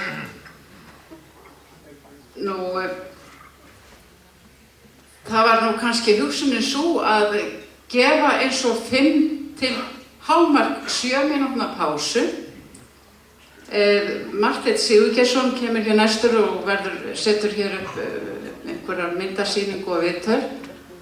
Ef fólk vill fara og versla þarna frammi, að við tökum í hámark 7 mínútna pásu og síðan verðum mætt hér og þá verður myndasýning og framhald. En mér langaði að stinga hérna að smá upprifjurum Danana. Í mínu nágrenni, Hlaða og Reynivallahverfinu, þar bjuggu ein stórkostleg systkini. Það var Tage og Karin. Og þar eru nú mörg gullkornin búin að koma frá þeim báðum. Þau voru stórkostlega því leytinu til að þau voru alltaf svo kát, og þau hlógu svo mikið, þau höfðu skemmtilegan húmor og hlusta á þau tala saman. Það var stúdía út af fyrir sig, því ég held stundum að þegar þau voru að reyna að tala saman á dönsku, þá skildu þau ekki hvort annað. Svo slógu þau saman bara íslensku og dönsku og þetta bara reddaðist. Og Tage á nú mörg gullkornin og hann reyndi nú að vera eins og Íslendingur og fara almennilega með málsættina og gerði það á sinn hátt, sem nú til dæmis eins og ber nú hver bróður sinn á bakinu. Og annað var að annar málsáttur sem hann fór líka mjög skemmtilega með, og tali og hundun og grefi sæ. En þetta bara þekktu allir, þetta var hluti af þjóðsögunni, við bara skildum þetta mæta vel og ekki þetta hlæða þessu og kannski, jú það er gaman að rifja þetta svona skemmtilega. En Karen átti líka gullkorn. Ég ætla að koma með eitt núna og svo annað seinna. Karen, hún kenndi leikfimi hér í skólanum og hún var skemmtilegur kennari og hún náttúrulega talaði bara sína íslensku og dönsku og þetta var eins og annað, við lærðum að skilja hana. Og ein setning sem hljómar alltaf úr leikfimisalnum, að þegar Karen segi, jæja stelpa, nú að handana og lappana út og svinga svo armana upp. Húts! Og við gerðum það. En þá ætla ég að gefa honum Marteini Sigurgeirssyni orðið, gjörðu svo vel.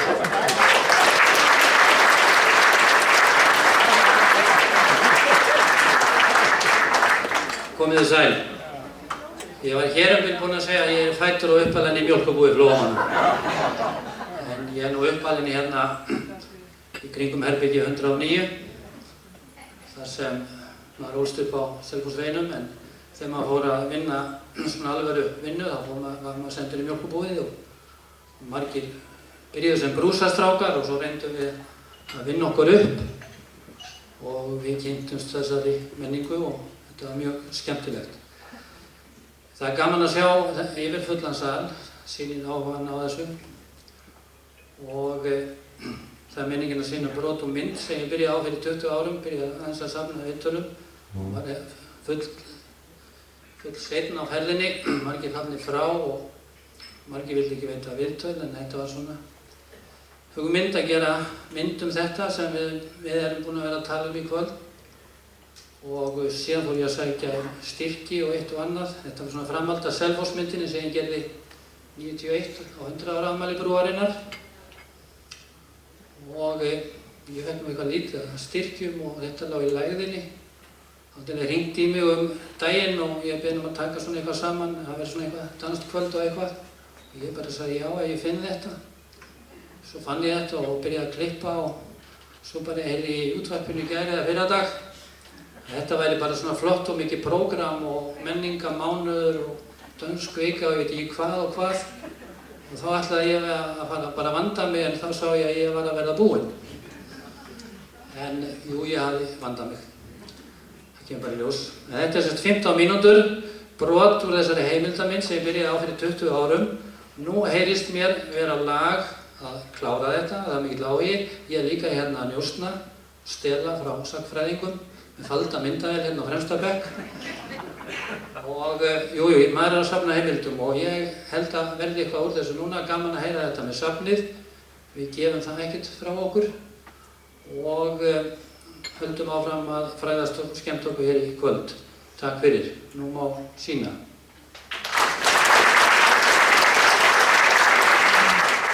Þú hérna fædd og uppalinn? Á Bornholm. Og hvað er Bornholm? Í Danmarku. Já. Og hérna, hvernig var að alast þarna upp í? Það var mjög gott. Hvað er þetta stór staður? Það stór eyja. Já. Ég var alveg upp í sveit. Já.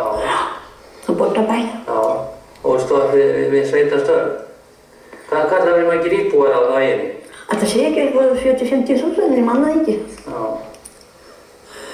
Og af hverju kemur þú svo til hérna Íslands? Af hverju? Já. Að því maður langaði að fara eitthvað. Já. Þekktir ykkur hérna? Nei. Nei. Sóttu bara í blaði. Já. Og hérna, hvað árið það? 1935. Já, já. Og hvaða starf var þetta sem þú sóttir um? Ég var bara í eldhúsinu í Mjólkurbúi Flóamanna. Og var þetta auglýst? Já, það var auglýst í blaði úti. Já. Og svo fór ég í mötuneytinu í kaupfélaginu Ánsingja. Já. Og hvernig kunnur þið þessi störf? Vel hvað. Já. En hvernig var á Selfossi hérna þegar þú kemur? Það var nú lítið bæ þá. Já. Þá var einn hús. Já. Hvar voru þau? Húsin? Já. Það var nú kaupfélagið og pósthúsið og bankinn og þá var einu einstaklingshús. De kom bara in stråkarna och tog man och sätter man dem i backen framför fötterna. Det var som en nyttårsgammal. Nu stora bor och öppnar för dem. Ja. Öppnar för dem? För stråkarna. Då ska inte ni komma in. De kom in som bakved. Jag kanske vill kunna få sig annars i glas. Han var nog inte mycket med það. Nej, kom fyrir när jag var kämpa.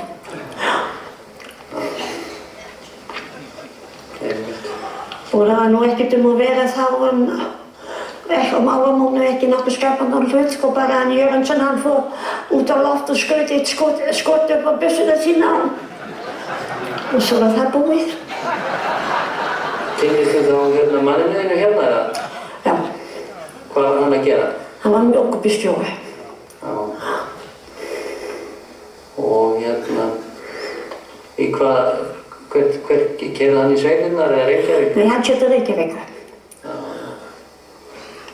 Einmitt. Og útreitingar og svona. Já. Og kynntist honum strax þegar þú komst eða? Já. Fóruð þið þá að búa? Nei, hún var ekki búið en 37. Já. Og hvar byrjuðu þið að búa? Á Núpi. Það svo kaffikrúsi núna. Já. Og voruð þið lengi þar? 2,5 ára. Já.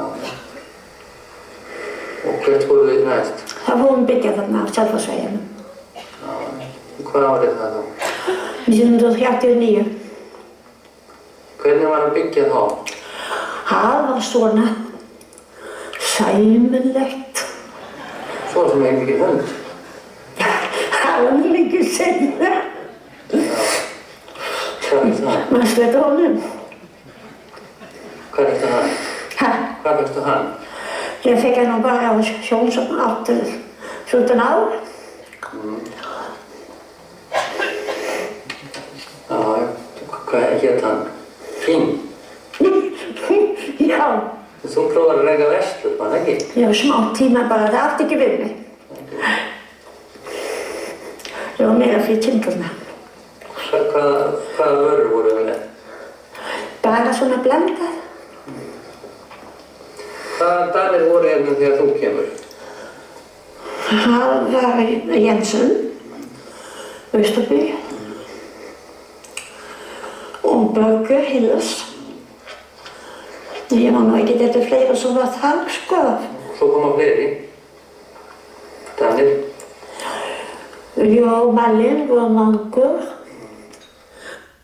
Ég get ekki fengið strákum mín til að nota í hjálm eins og þú. Hvað var að gera? Lemja hann? Ég verði ekki við það. Það kom það, það er aftur á fyrir.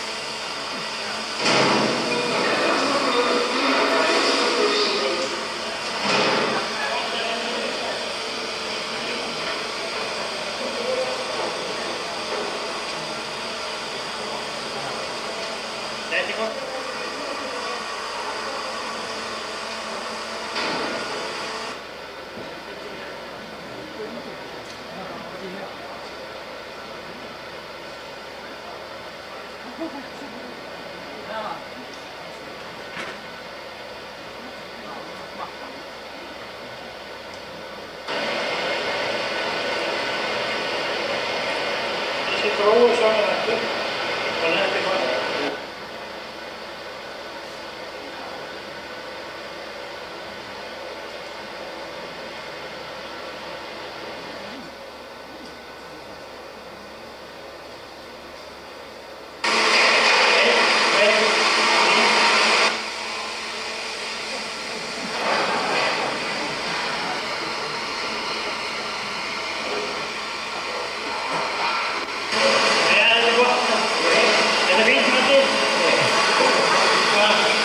Ég get ekki fengið strákum mín til að nota í hjálm eins og þú. Hvað var að gera? Lemja hann?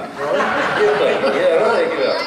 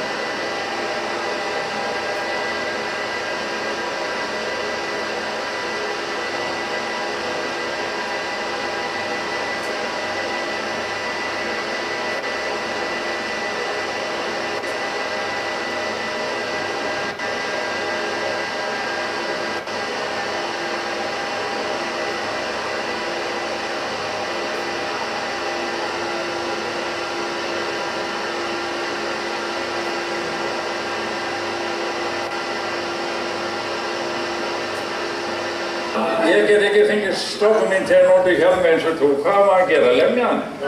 Ég veit ekki, ég ræði ekki það.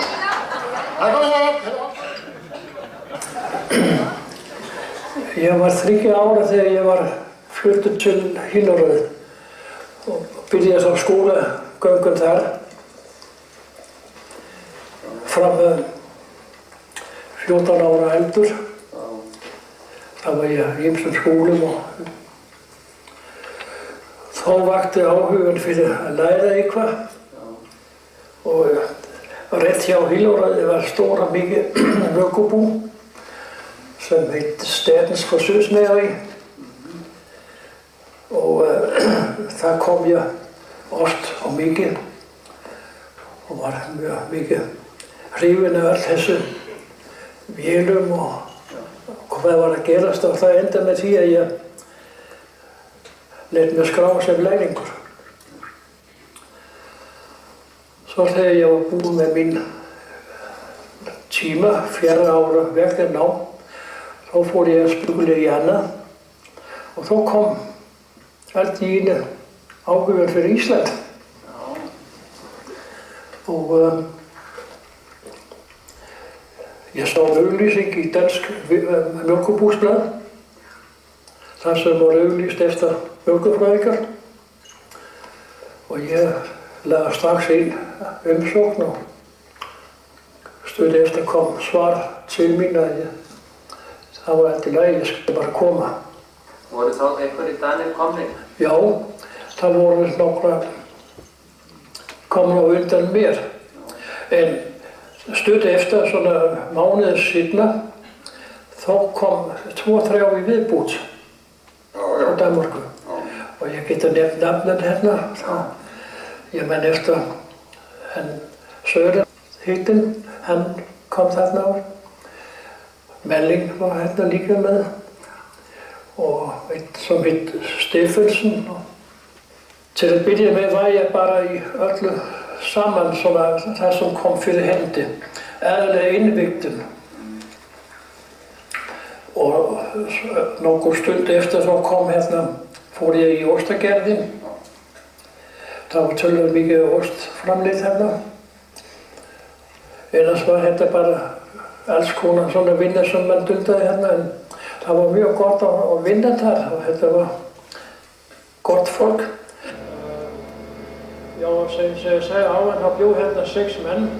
Það var herbergi hérna 2 og það var alltaf kappsmál að reyna að koma inn í innsta herbergi. Því gegnumgangur var tölvert í framri herberginu og síðan þá var ég fluttur hérðan niður í Landsbankahuset. Mjölkubúið eignaðist þar nokkur herbergi og þar bjó ég svo þangað til ég fór aftur til Danmarku, 47. Ég ætlaði ekkert að vera hérna nema 1 ár. Þetta var bara svona lang útþrá svona, að skoða sig í heiminn og ég kom hingað. Stríðið skall á og þá var maður lokaði inni. Hérna var gengið út úr herbergin í gegnum skyrgerðin. Gamla skyrgerðin, það var svolítið öðruvísi heldur en í dag. Þá voru skýrið framleitt í þrekur, langt að hleypa. Síðan var að tappa niður í stadshífum á stregum sem svo seinna á kvöldin voru rúlaði saman og lág þangað til morgunin eftir og voru tæmt í eigatönnur. Hér fyrir utan var ansi mikið kólabingur. Við fengum alltaf heim svona, ja, herumbil skipsfarmi í einu af kólum og það var gemt hérna fyrir utan. Eins og að segja nú hurð hérna áður fyrir var það bara gluggi og beint á móti það voru svínahúsin með fullt af svínum og það var tölvert svínarækt hérna í gamla daga.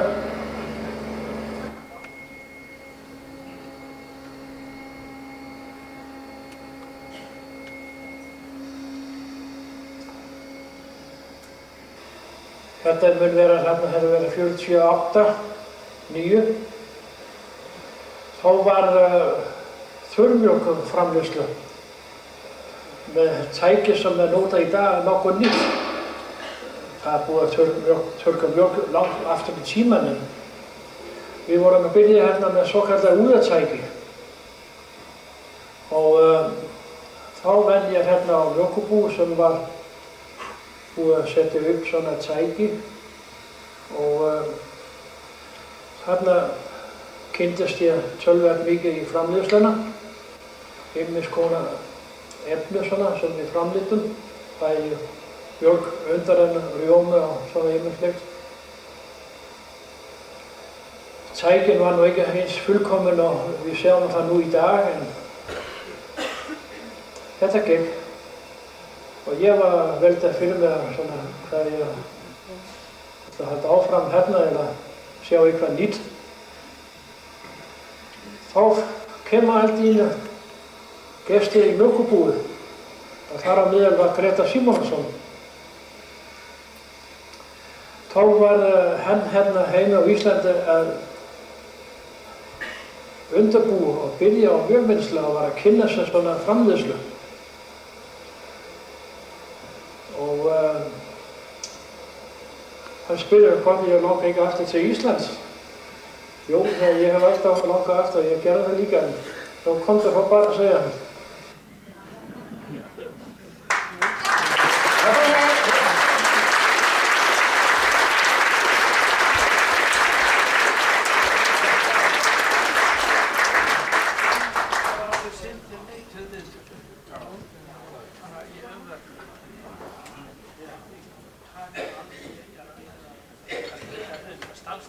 Já, þetta var nú reglulega fróðlegt og skemmtilegt og rifjar upp gamlar og góða minn. Jú, það var það Martin, svo sannarlega.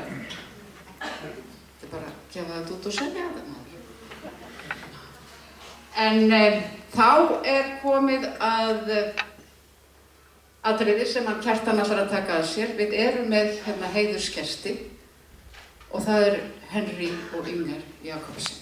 Nú Inger, það hefur nú lítið farið fyrir umtalum hana Inger, bara svo þið vitið það, að þegar Inger kemur hér upp með Henry, mér minnir að það hafi verið 51, þau geta að læra þetta, að ég man alltaf fyrsta kvöldi sem að koma með fjölskylduna, að þá fer Inger fljótlega, hún fer að vinna á skrifstofunni í mjólkubúinu og hún vann þar svo lengi sem aldur og geta dugði og var eina af þessum dyggu og trúu starfsmönnum á skrifstofunni. Hvers manns hugljúfi eins og þau hjó. En ég býð þér Kjartan að taka núna við.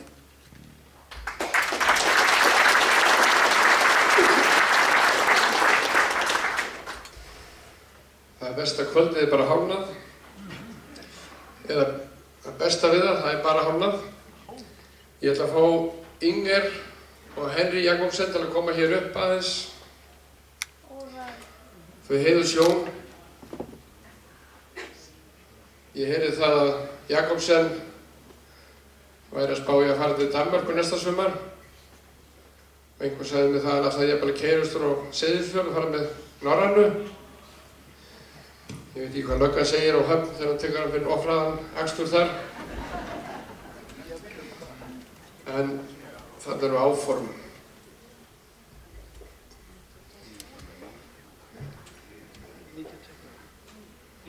Auðvitað væri það eina rétta að gera þessa heiðursborgara að formlegum heiðursborgurum í sveitafélaginu.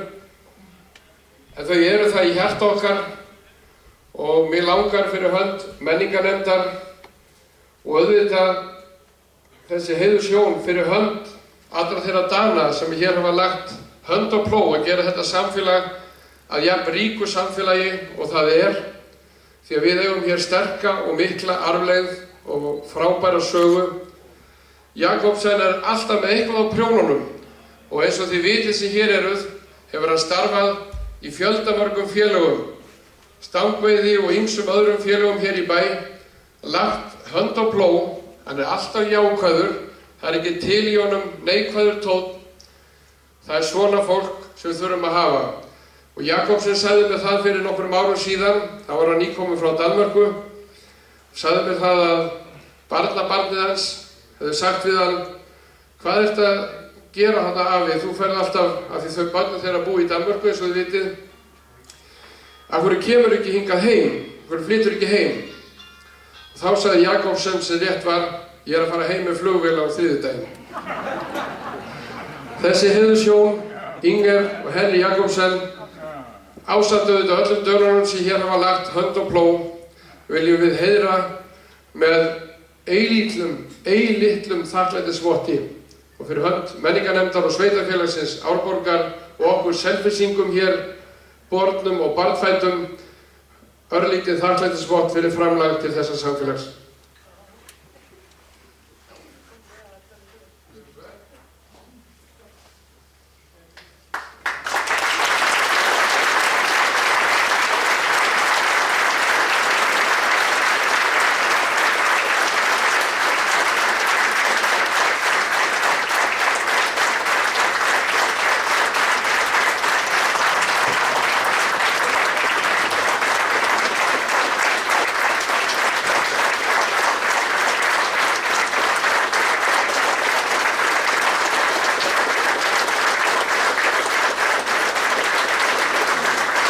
Jakobsen, hann kom í gær eða fyrradag út á rakarastofu, var pínulítið stressaður og sagði, nefnilega fyrir mánuð eða tveimur, þá talaði við Jakobsen og sagði: ert þú til í að vera heiðursgestur ásamt konu þinni á danska kvöldinu okkar í menningarmánuðinum október?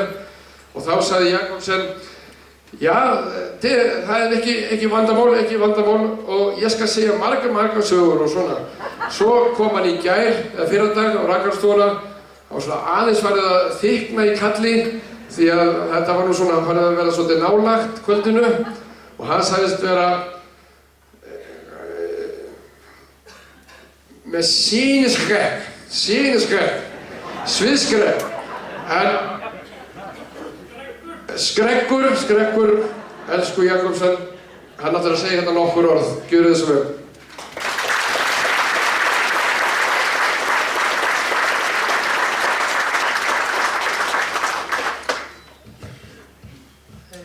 Kæri vinir hérna, takk kærlega fyrir að fá að vera með ykkur hérna í kvöld. Þetta var mikið að sjá ykkur alla hérna, takk kærlega. Við hlustaði á ræðuhöld hérna til að byrja með og það var gaman að sjá hérna myndir og nöfnum og þetta allt saman. En stundum langar mig til að bæta aðeins eitthvað, breyta smávegis frásögnin. Nú, til að byrja með, þegar ég kom til Ísland 39, 20 ára, á skip á leiðinni hingað, Brúafoss gamli, hitti ég annan strákur. Og það kom í ljós að hann ætlaði líka að vinna í mjólkurbúinu. Nafnið hans var nú bara aðeins kom hérna á blaðinu. Hann heitir Gunnar Kristjánsson. Og við vorum mikið saman á skipinu og liði okkur vel. Talaði mikið hvað það átti að gera hérna. Þetta var páskan. Ég man eftir að það var skírdagurinn. Þá lágum við í höfninni í Vestmannaeyja. Það var ekki hægt að fara með svona skip inn í höfninni. Svo það var bara skipað út í bátar og prammar og fara með á land. Við fengum að flóta með nóma í þessum. Þegar það var búið var farið af stað og siglt til Reykjavíkur. Þarna lindum við á laugardaginn fyrir páska, seinna partinn og á bryggjunni stóð Klaus Bryde og tók á móti okkur og við vorum að setjast inn í bíl og strax farið austur. Þetta var nú kvöldin til, við sáum ekki neitt og við vorum alveg, vissi ekki hvar við vorum eiginlega.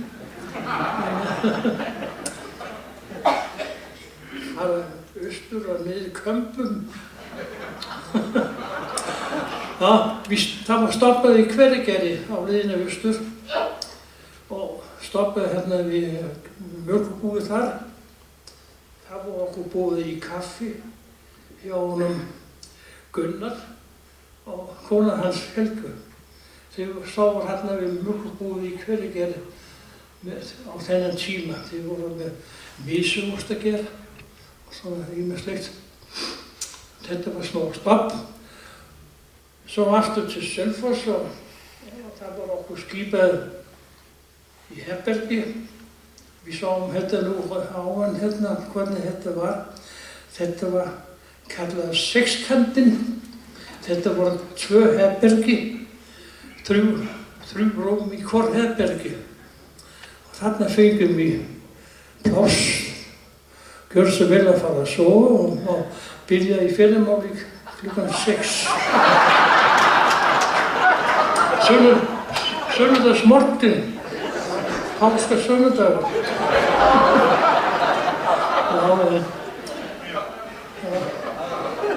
Þetta gekk vel, við vorum mjög snemma á fótum og gaman að pröfa eitthvað nýtt.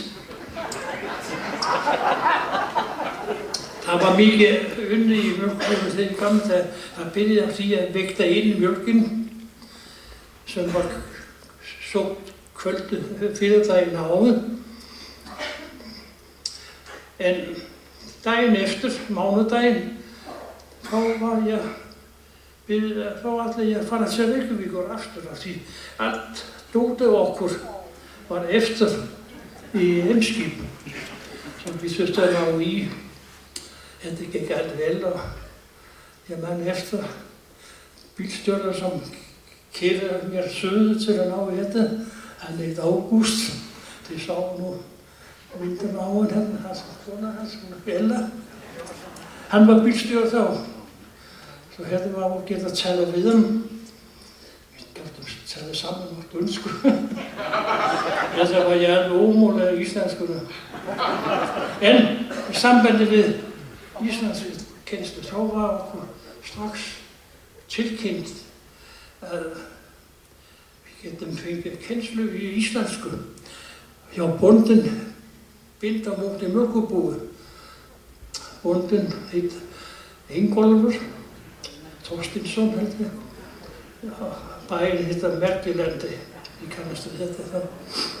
Hann kendi öllum svona dönum sem óskaði eftir að fá liðsögn í íslensku. Það var mjög vel tegið og kom okkur mikið að gagni.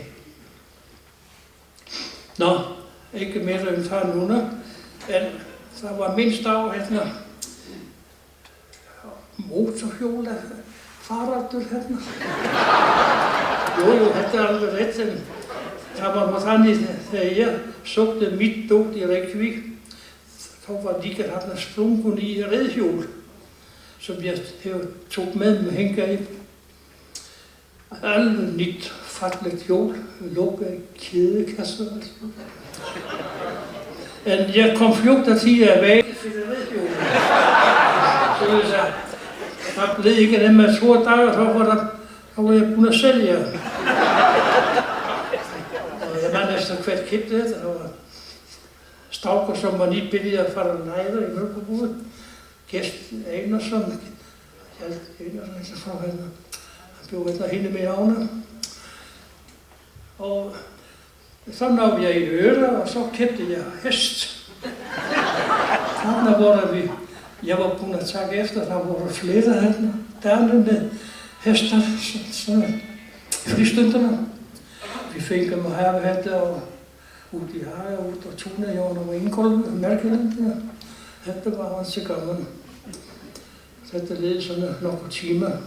En þá fyrst, þegar það var orðið búið, þá kom mótorhjólið. Það var einnig þegar Bretarna tók við hérna, kom við hjá okkur. Svo kom tækifæri. Ná, ekkert meira þetta núna, ég hef kannski sagt meira líka. Til dæmis í sambandi við íþróttir. Jú, við vorum með boxfélag hérna Þetta var mjög gaman að stunda þetta og ég man eftir tvo ansi góðu boksara hérna, Kolbeinn til dæmis. Hann var mjög yður og ég kan ekki gleyma hann Benedikt Thoraldsson líka. Þetta var bara ágætis fólk. Nå, ég ætla nú ekki að gera þetta lengur núna en ég þakka Þóra og sagnfræðingar fyrir sín málefna. Þetta var mjög fróðlegt. Þakka kærlega fyrir.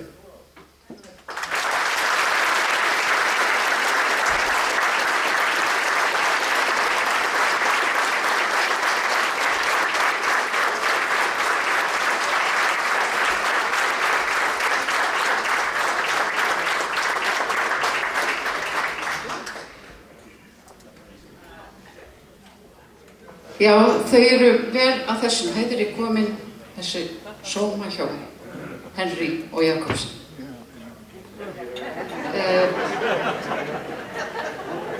Næst ætlar verður svona frásögn, en áður en að hún fer hérna, kemur hér fram, að það langar mig að ég var búin að segja ykkur að ég í hverfinu okkar þarna, Hlaðavallahverfinu, að þá voru þessi skemmtilegu systkin. Ég segi ekki að á mínu heimili var Karen kannski meira ábyrrandi, hún kom þar gjarnan oft svona þær og hlupu svona á milli í morgunsópunum, ég tala um þegar dönskublóðin voru komin, að það var sko farið yfir þau og hún las upphátt og sagði nú svo geði svona og svo geði svona og svona 200 gram hveiti og allt þetta og síðan var þetta allt lagað til og handskrifað og hent eftir. Og hún var svona fagurkeri líka, mjög mikil fagurkeri eins og komið fram. Átti fallegt heimili, og svo var þarna í byrjun, hvað í kringum 1960, að þá hafði pabbi komið keypt í Danmörku. Það var nú nýkomið svona tech sofasett.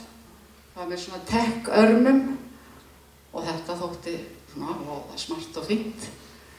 Og Karin kom heim náttúrulega og alveg hreint sko dásamd og svo var þetta danst sko á hreint og svo fór hún í næsta hús og hún var að segja frá svo ægilega flotta mubla sem Guðgó gæti að fá að kaupa. Það var sko svo flott að það er sko svona bega tech-handleggir á okkur. Þetta er alveg rétt og þær meðtóku þetta alveg, ég held að það var alveg skilið hvað hún myndi. En nú ætla ég að byrja Árna Valdimarsson sem víða hefur nú komið við og kann frá mörg að segja. Gjörðu svo vel, Árni minn, nú er orðið þitt.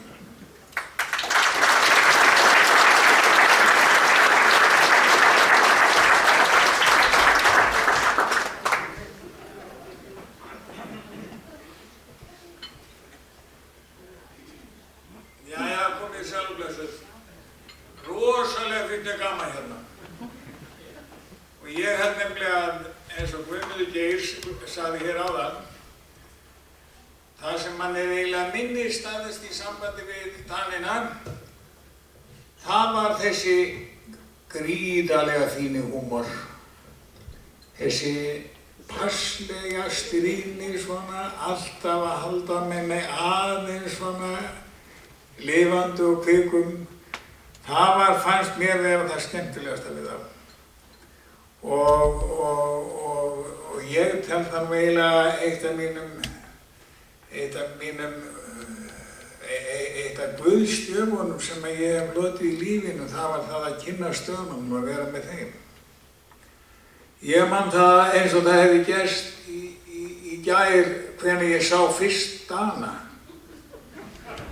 Það var fyrir hádegi á útmánuðum 1949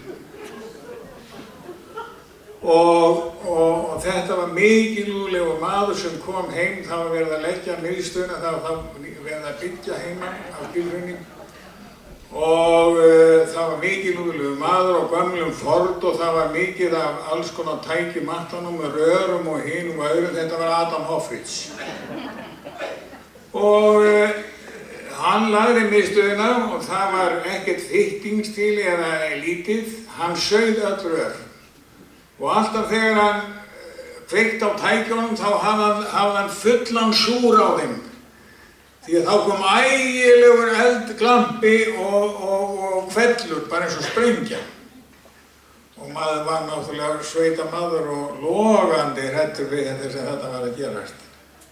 Ég held ég hafi alltaf svona undir niðri í undir meðvitundinni svona borið óttablandna virðingu fyrir döðunum síðan. Þetta var. En svo fór ég að vinna með þeim þegar ég kom hérna að Selfossi 18 ára og hérna hjá smiðjunum og kynntist náttúrulega Tage Olsen sem var náttúrulega alveg sérstaklega góður náungi fannst mér alltaf. Ímyndið ykkur það að hann lánaði mér veiðistöngina sína. Hann kendi mér að veiða lax. Ég var nefnilega þó svolítið veiðimaður hérna í gamla daga. Og hérna fyrsti laxinn sem ég fekk, hann var hérna á efstasvæðinum á stöngina hans Olsen. Og Olsen fór út sumarið og segi við, Arne minn, þú verður að hafa stanginn mín. Þú verður að hafa stanginn mín því að þú ert að æfa þig að veiða. Og ég hafði stöngina hans allan tíman meðan hann verið úti og svo keypti hann handa mér stöng sem hét Stóri Björn. Þá fékk maður ekki svona fíberstangi hér á Íslandi. Þetta hefur sennilega verið 1958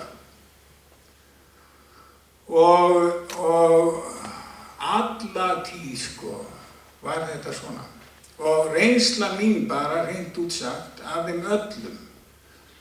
Hún var einhvern veginn þannig að það var aldrei neitt, engin undirmál. Það var alltaf talað hreint út hlutina. Og það var alveg sama þegar ég kom svo í mjólkurbúð og kynntist þeim þar kynntist ég náttúrulega, þeir voru svo margir á þeim vinnustað og það var eins og kom hérna fram að það var ekki skrítið þó að þessi mállýska sem að þeim alla skildi, ég náttúrulega skildi nú alls ekki Adam þarna á útmánuðum 1949 en það var eiginlega þannig að það var svolítið vont að skilja og ég hef svolítið gert í þessu bara að hafa þetta svona vegna þess að oft kom náttúrulega út úr þessu svoleiðis alveg milljandi skemmtilegir brandarar og sögur og orðatiltækin og allt þetta Nei, ég segi fyrir mig að þetta voru dásamlegir tímar. Ég get nú bara ekki, skal ég segja ykkur, sleppt í af því að Íslendingar þykjast að vera svo mikið skáld. Og sagnamenn, og eru það auðvitað. En það var einmitt einn Dani, Robert Jensen, sem var nefnilega, hann skildi alveg höfuðstafir og stuðla. Og mér fannst nefnilega svo rosalega góð vísa sem hann gerði hérna. Þann sem hérna stendur. Þó að ég aki dýran bíl og ýmislegt annað bruðla, ég eyði ekki á Árni Kýl, höfuðstafið og stuðla.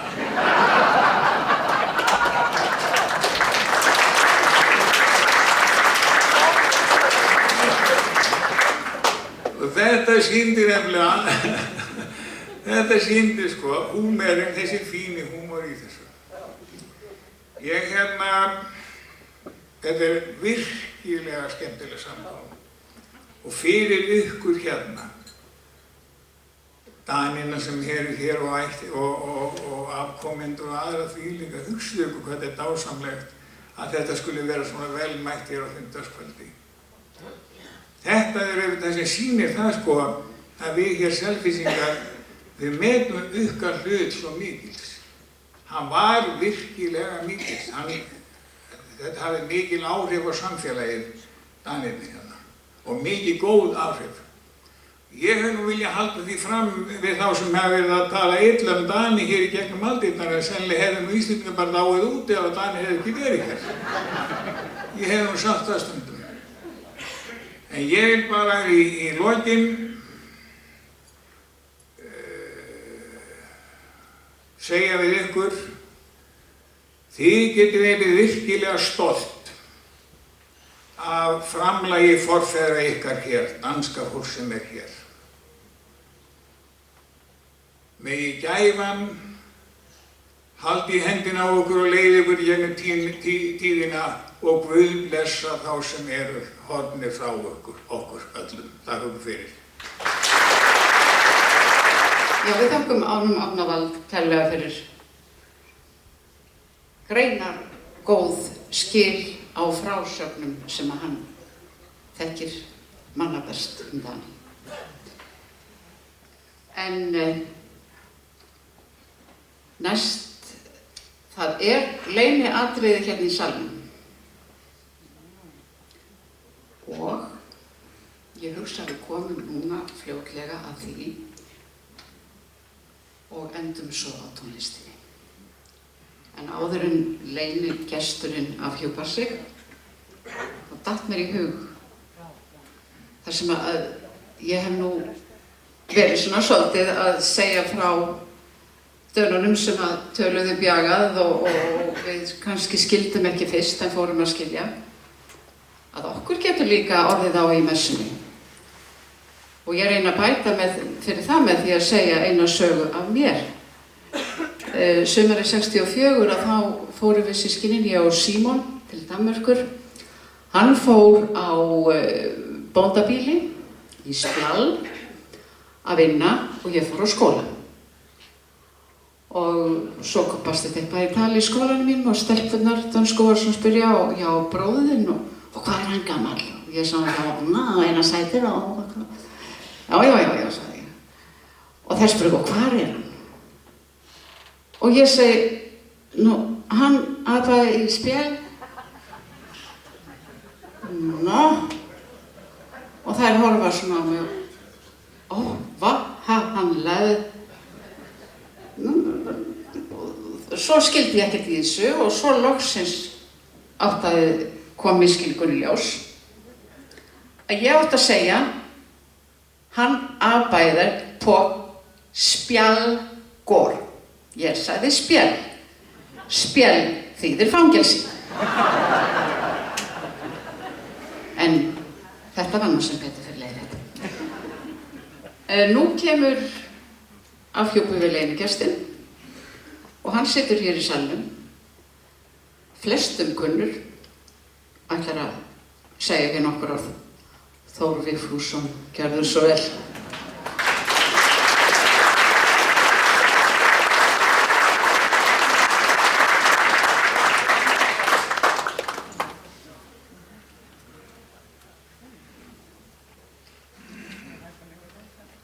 Elskulegu vinir, Kjartan vildi hafa leiðréttingamaskínu, hann vanur því úr tölvunni sinni og leiðréttingaforrit ef að eitthvað væri missagt, sem auðvitað hefur ekki verið.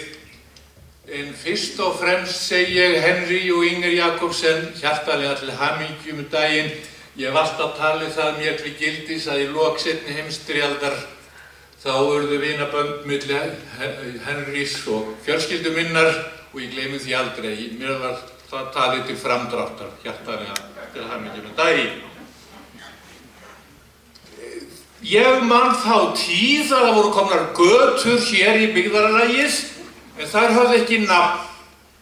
Svo var það að hafa nafn á götum og ég man að kirkjuvegur var eitt fyrsta nafnið. Það þótti fólki skrítið. Engin kirkja og kirkjuvegur lá allarleið suður til Gvendarskó. Ég man að eldra fólk sagði, hvers slags rugl er þetta? Það þurfi nafn á götuna eins og það veit ekki allir hvar Gvendarskó og heima. Síðan hafa verið ákaflega margar nafngiftir á götum. Enginn hefur glatt mig eins mikið úr svo nýjasta þegar Larsen Stræde komin á Selfoss. Þar sem Larsen hafði hesthús hér áður fyrr og ógleymanlegur sá maður mér fyrir hlýju sína og húmor. Guð blessi minningu hans. Ég get ekki stillt mig að segja eina sögu algjörlegu leyfisleysi Larsen þennan. Hann var hestamaður eins og kom fram með hesthúskofan og hann bjó alveg austur Mjólkurbúi á Barði skeið sem nú horfið. Og á stundum sammæltist hann við félaga sínum að fara í útreiðatúr helgar og þá komu þau gjarnan ríðandi vestan úr þorpi og hann beið eftir eitt aldrei óþreyju fullur og við Barð, rétt fyrir vestan Mjólkurbúið, beið hann og steig á bak með þeim og þeir riðu 20 metra að Merkilandsálíkjaranum og þá sagði Friðrik Larsen: "Andskoti hvað þið létu mig bíða, ég var bara orðinn þyrstur, við verðum að fara að baki og hressa okkur." Tók upp pela, fékk sér og rétti svo í kring, rak síðan tappann í og sagði: "Nú förum við á bak og þið fáið ekkert fyrir næstu við bæjarins veg."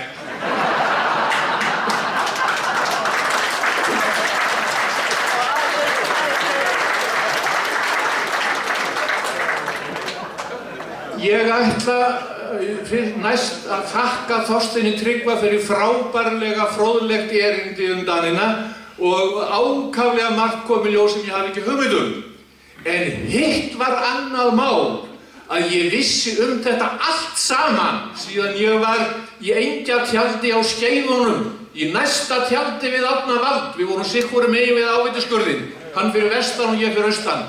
Það voru einhver bestu engjatjöld á Suðurlandi þá í lok seinni heimsstyrjaldar eins og heyra má okkur Árna. Því þar fengum við sögurnar, hann hjá föður sínum og ég hjá Auðun og Kálfhóli.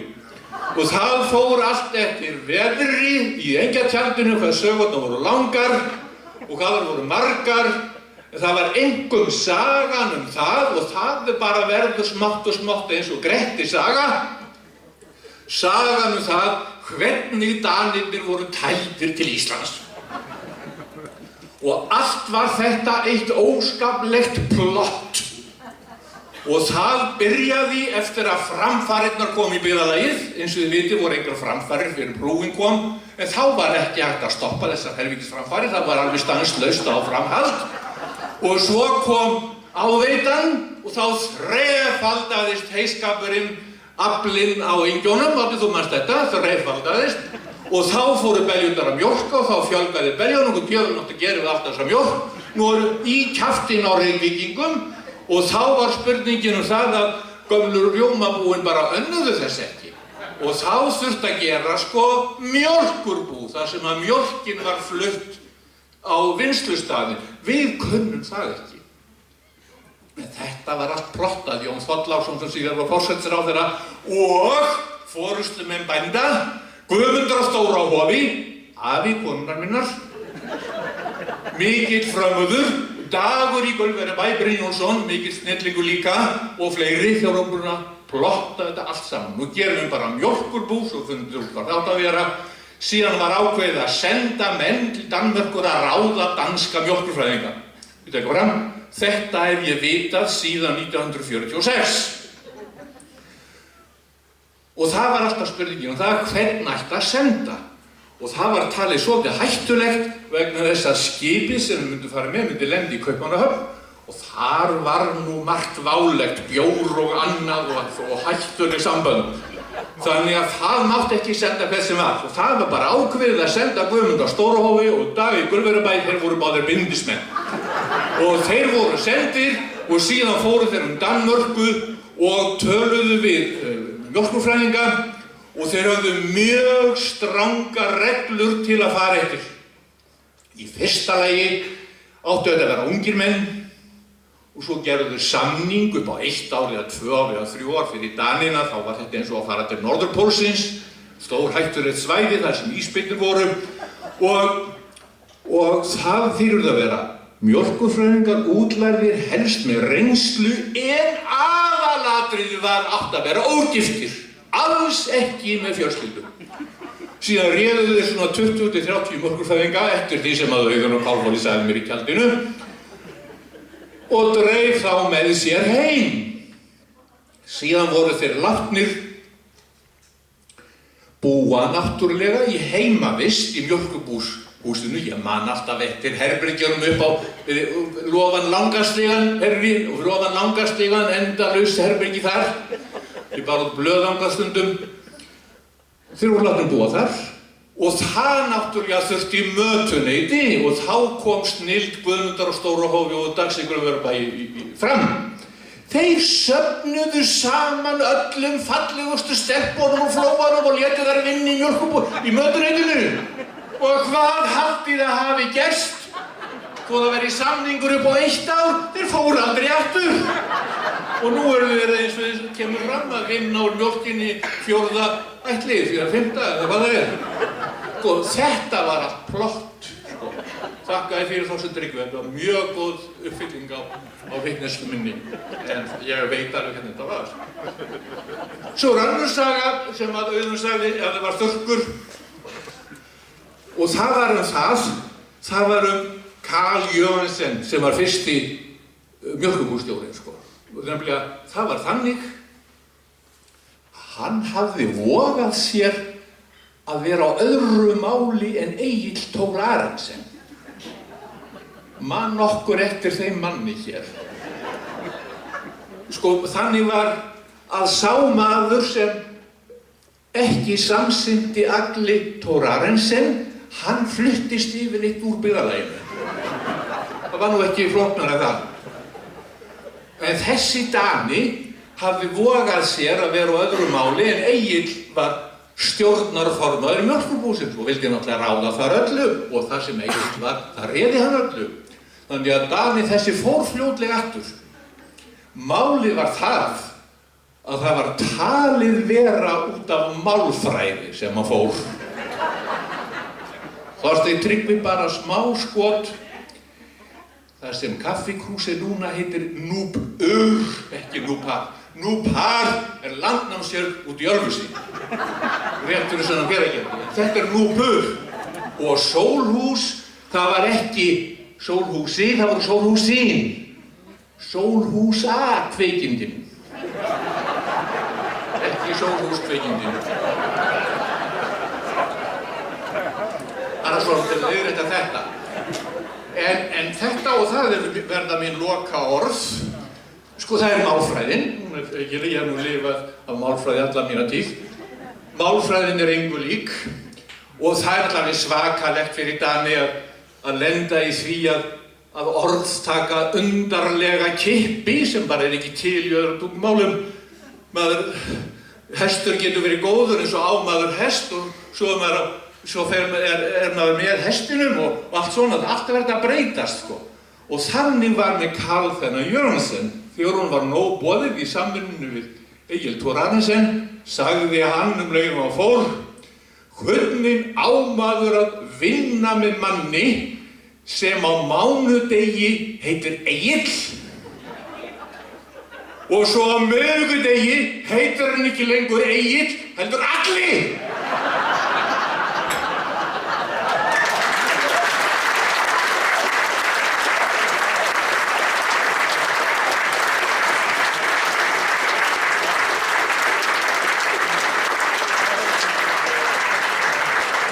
En þá er komið að loka atriðinu og það er tónlistarhjónin. Það er Vignir Stefánsson, píanó, Vignir Þór og það skrifa hérna rann, ljósum einhvern annan. Já. Vignir Þór Stefánsson og Guðlaug Ólafsdóttir sem er barnabarn Þórarins í Glóru og Þórarinn þessi, hann kom upp ásamt þó nokkuð mörgum fyrrverandi Selfyssingum sem nú voru nú flestir látnir með Petsamó. En þau ætla að flytja okkur hér nokkur létt og ljúf lög, hvort þau eru í dönskumanda, það veit ég ekki, en það bara skýrir sig. Og með þeir eru að stilla upp að þá datt mér í hug einn svona saga frá Adam Hoffrit. Hann var svolítið skemmtilegu kall. Hann var að staðsetja og var pípari og eins og fram hefur komið, hann var svona sótsvartur fyrir höfuð á gamla Ford. Hann var einu svona heima þegar var að staðsetja þar á hlaðvöllunum og hann var svona, hafði gaman að krökkum og við varum þá flest svona frekar lítil. Og hann kom svona, þegar við vorum að kíkja inn á klósett þegar hann var að pípa, að þá hvað ég ætla að gá hvað Maventín segir. Ítti svona þumalputtanum á magan og þá kom eða allslags hljóð. Maður trúði þessu. Þetta var svona, já, þetta var leikur, staf Adams. Ekki var það nú sterkara. En nú stíga þau á stokk, þau ágætu hjón, Vignir Þór og Guðlaug. Gjörðu svo vel.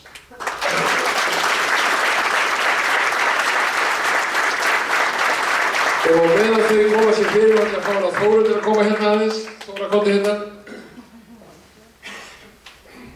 Mjólkurbússtjóra dóttirinn. Það færaði hérna Rós, Ásta Rós frá samkomunni.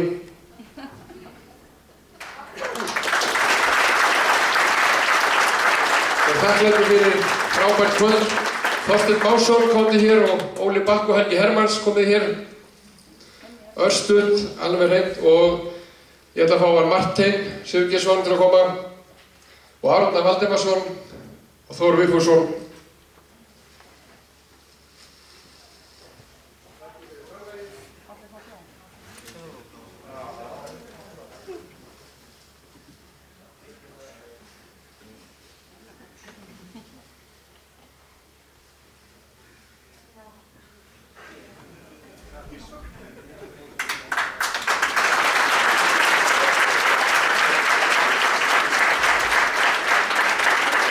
Og Guðmundur, mjólkurbússtjóri í mjólkurbúi Flóamanna, hann gaf leyfi á þetta í kvöld. Guðmundur, viltu koma hérna aðeins? Þakklæti fyrir stuðning mjólkurbús Flóamanna. Koma hér og veita Rós viðtöku.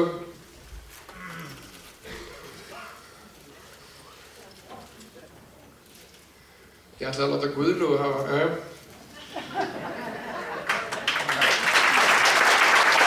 Super Boss.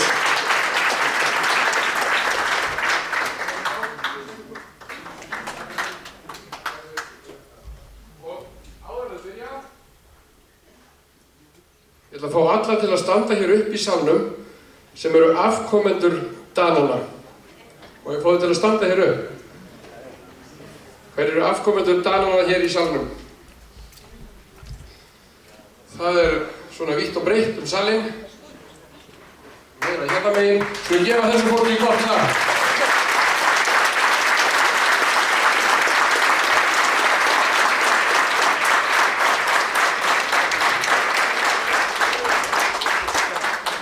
Innilega þakki fyrir kvöldið og hafið góða heimferð.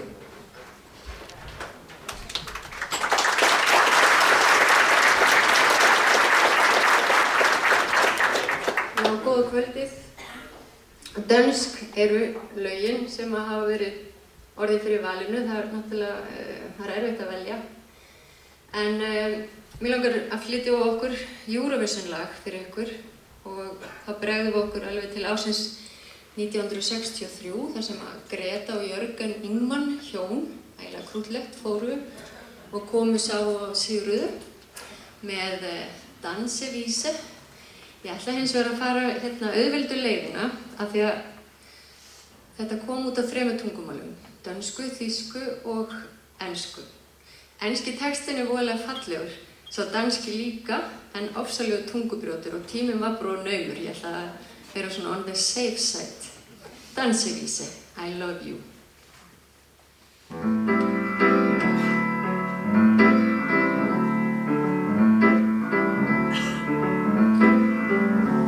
I love you in the springtime when the world was dressed in green. I dreamt of a lover and you were my lover that I saw in my dreams. I love you in the summer when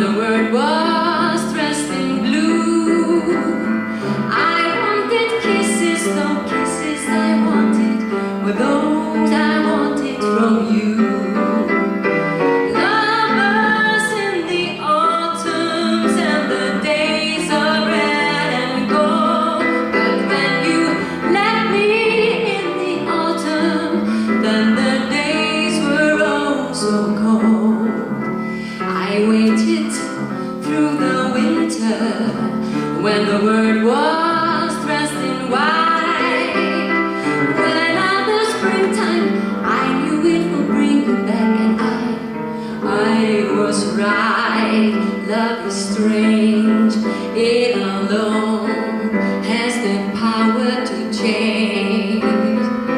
Change a tear, turning sadness to wild. Time and the season, they come and go. I'll always love you, for I know, dear, yes, I know.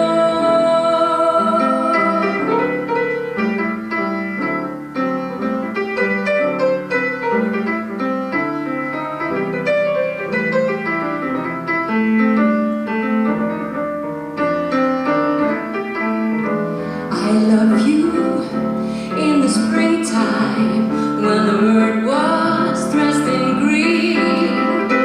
I dreamt of love and you were my lover.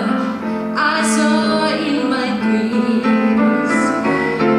Lovers love the springtime when the days are red and gold. When you left me in the autumns, then the days were oh so cold. Love is strange, love is strange. I love you, do you love me?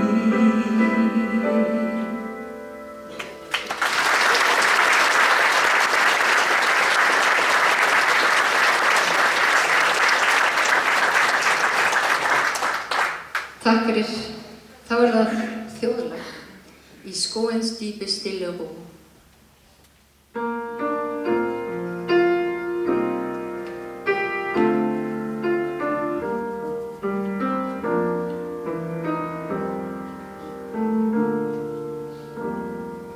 I skógens dýpi stille ró, må sanne Herren bo.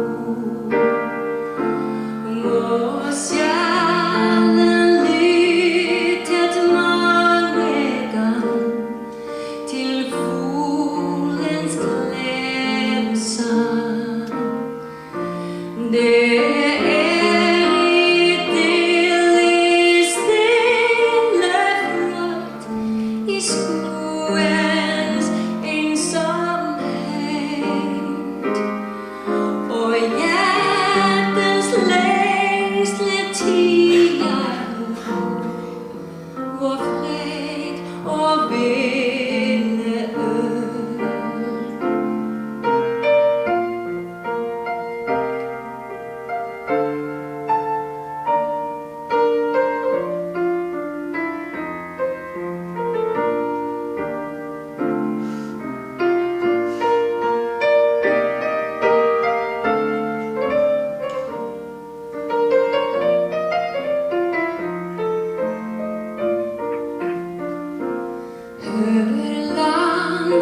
Landsbyklokken lytter ned med både aftenfred. Små fuglen fødte går til blomst, det kvinner lidt en stund. I mosen kvøker en frøsteg utenbør mark og sø. Nu klokken tiger aftensbrød, se stille sænke ned. Nu klokken tiger aftensbrød, se stille sænke ned.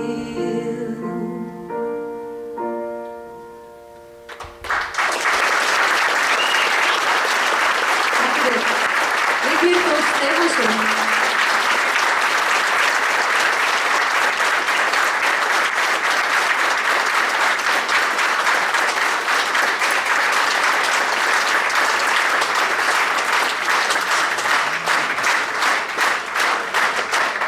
Takk fyrir. Þakka ykkur kærlega fyrir. Ég aðeins að hugsa hvort þetta sé pínlítið vandræðalegt eða bara skemmtilegt. En áðan þegar Óli sagði ég ætla að syngja fyrir, vill maður enda lagi sem ég hef aldrei sungið áður, þá hugsaði ég Shook It, af því að þá væri hann ekki að fara að syngja Divine Lure Afton. Af því að ég hafði einmitt valið þá, ég veit að hann hefði sungið það mjög oft. En það ekki annars Óli? Alveg, Nei, ekki svo. En þau eru búin að sitja svo mikið og hlusta og hlæja og allt það nú komið að því að nú syngið þið virkilega með. Þetta svo skemmtilegt af því að þið endurtakið línuna sem ég syng. Og ég gerði mína heimildavinnu. Ég ekki að syngja textan sem að Kim Larsen gerði, svo skemmtilega. Þetta sem sagt traditional textin, sem sagt bara erindi 1, 2 og síðasta, ég heldur 7, 6 eða eitthvað. En sem sagt endilega takið undir. Og bara með ykkur nefni ef þið kunnið bara Kim Larsen textan. Og þetta aðeins öðruvísi útgáfa.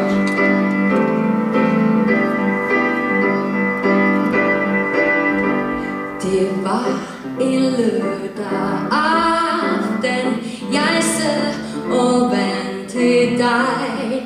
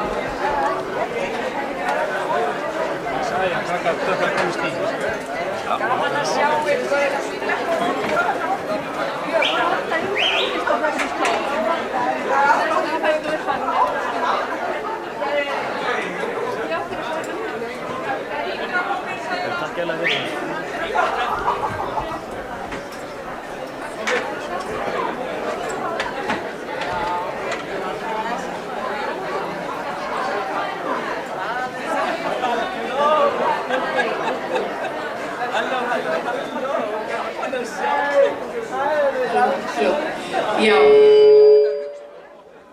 ég ætlaði bara að fara með lokaorðin sem ég var búin að skrifa niður, það er örstuð. Að ég vildi þakka öllum fyrir komuna, Kjartan var búin að því og óska öllum afkomendum Dananna velfarnaðar og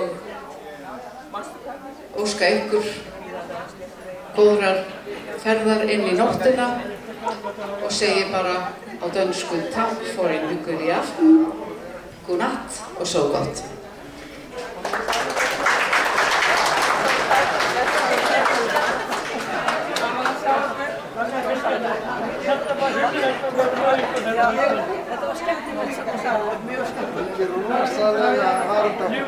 gafst þú sagt að ég hefði ekki hvílað þig. Já, það var gaman að þessu kvöldi. Rosalega var þetta mikið.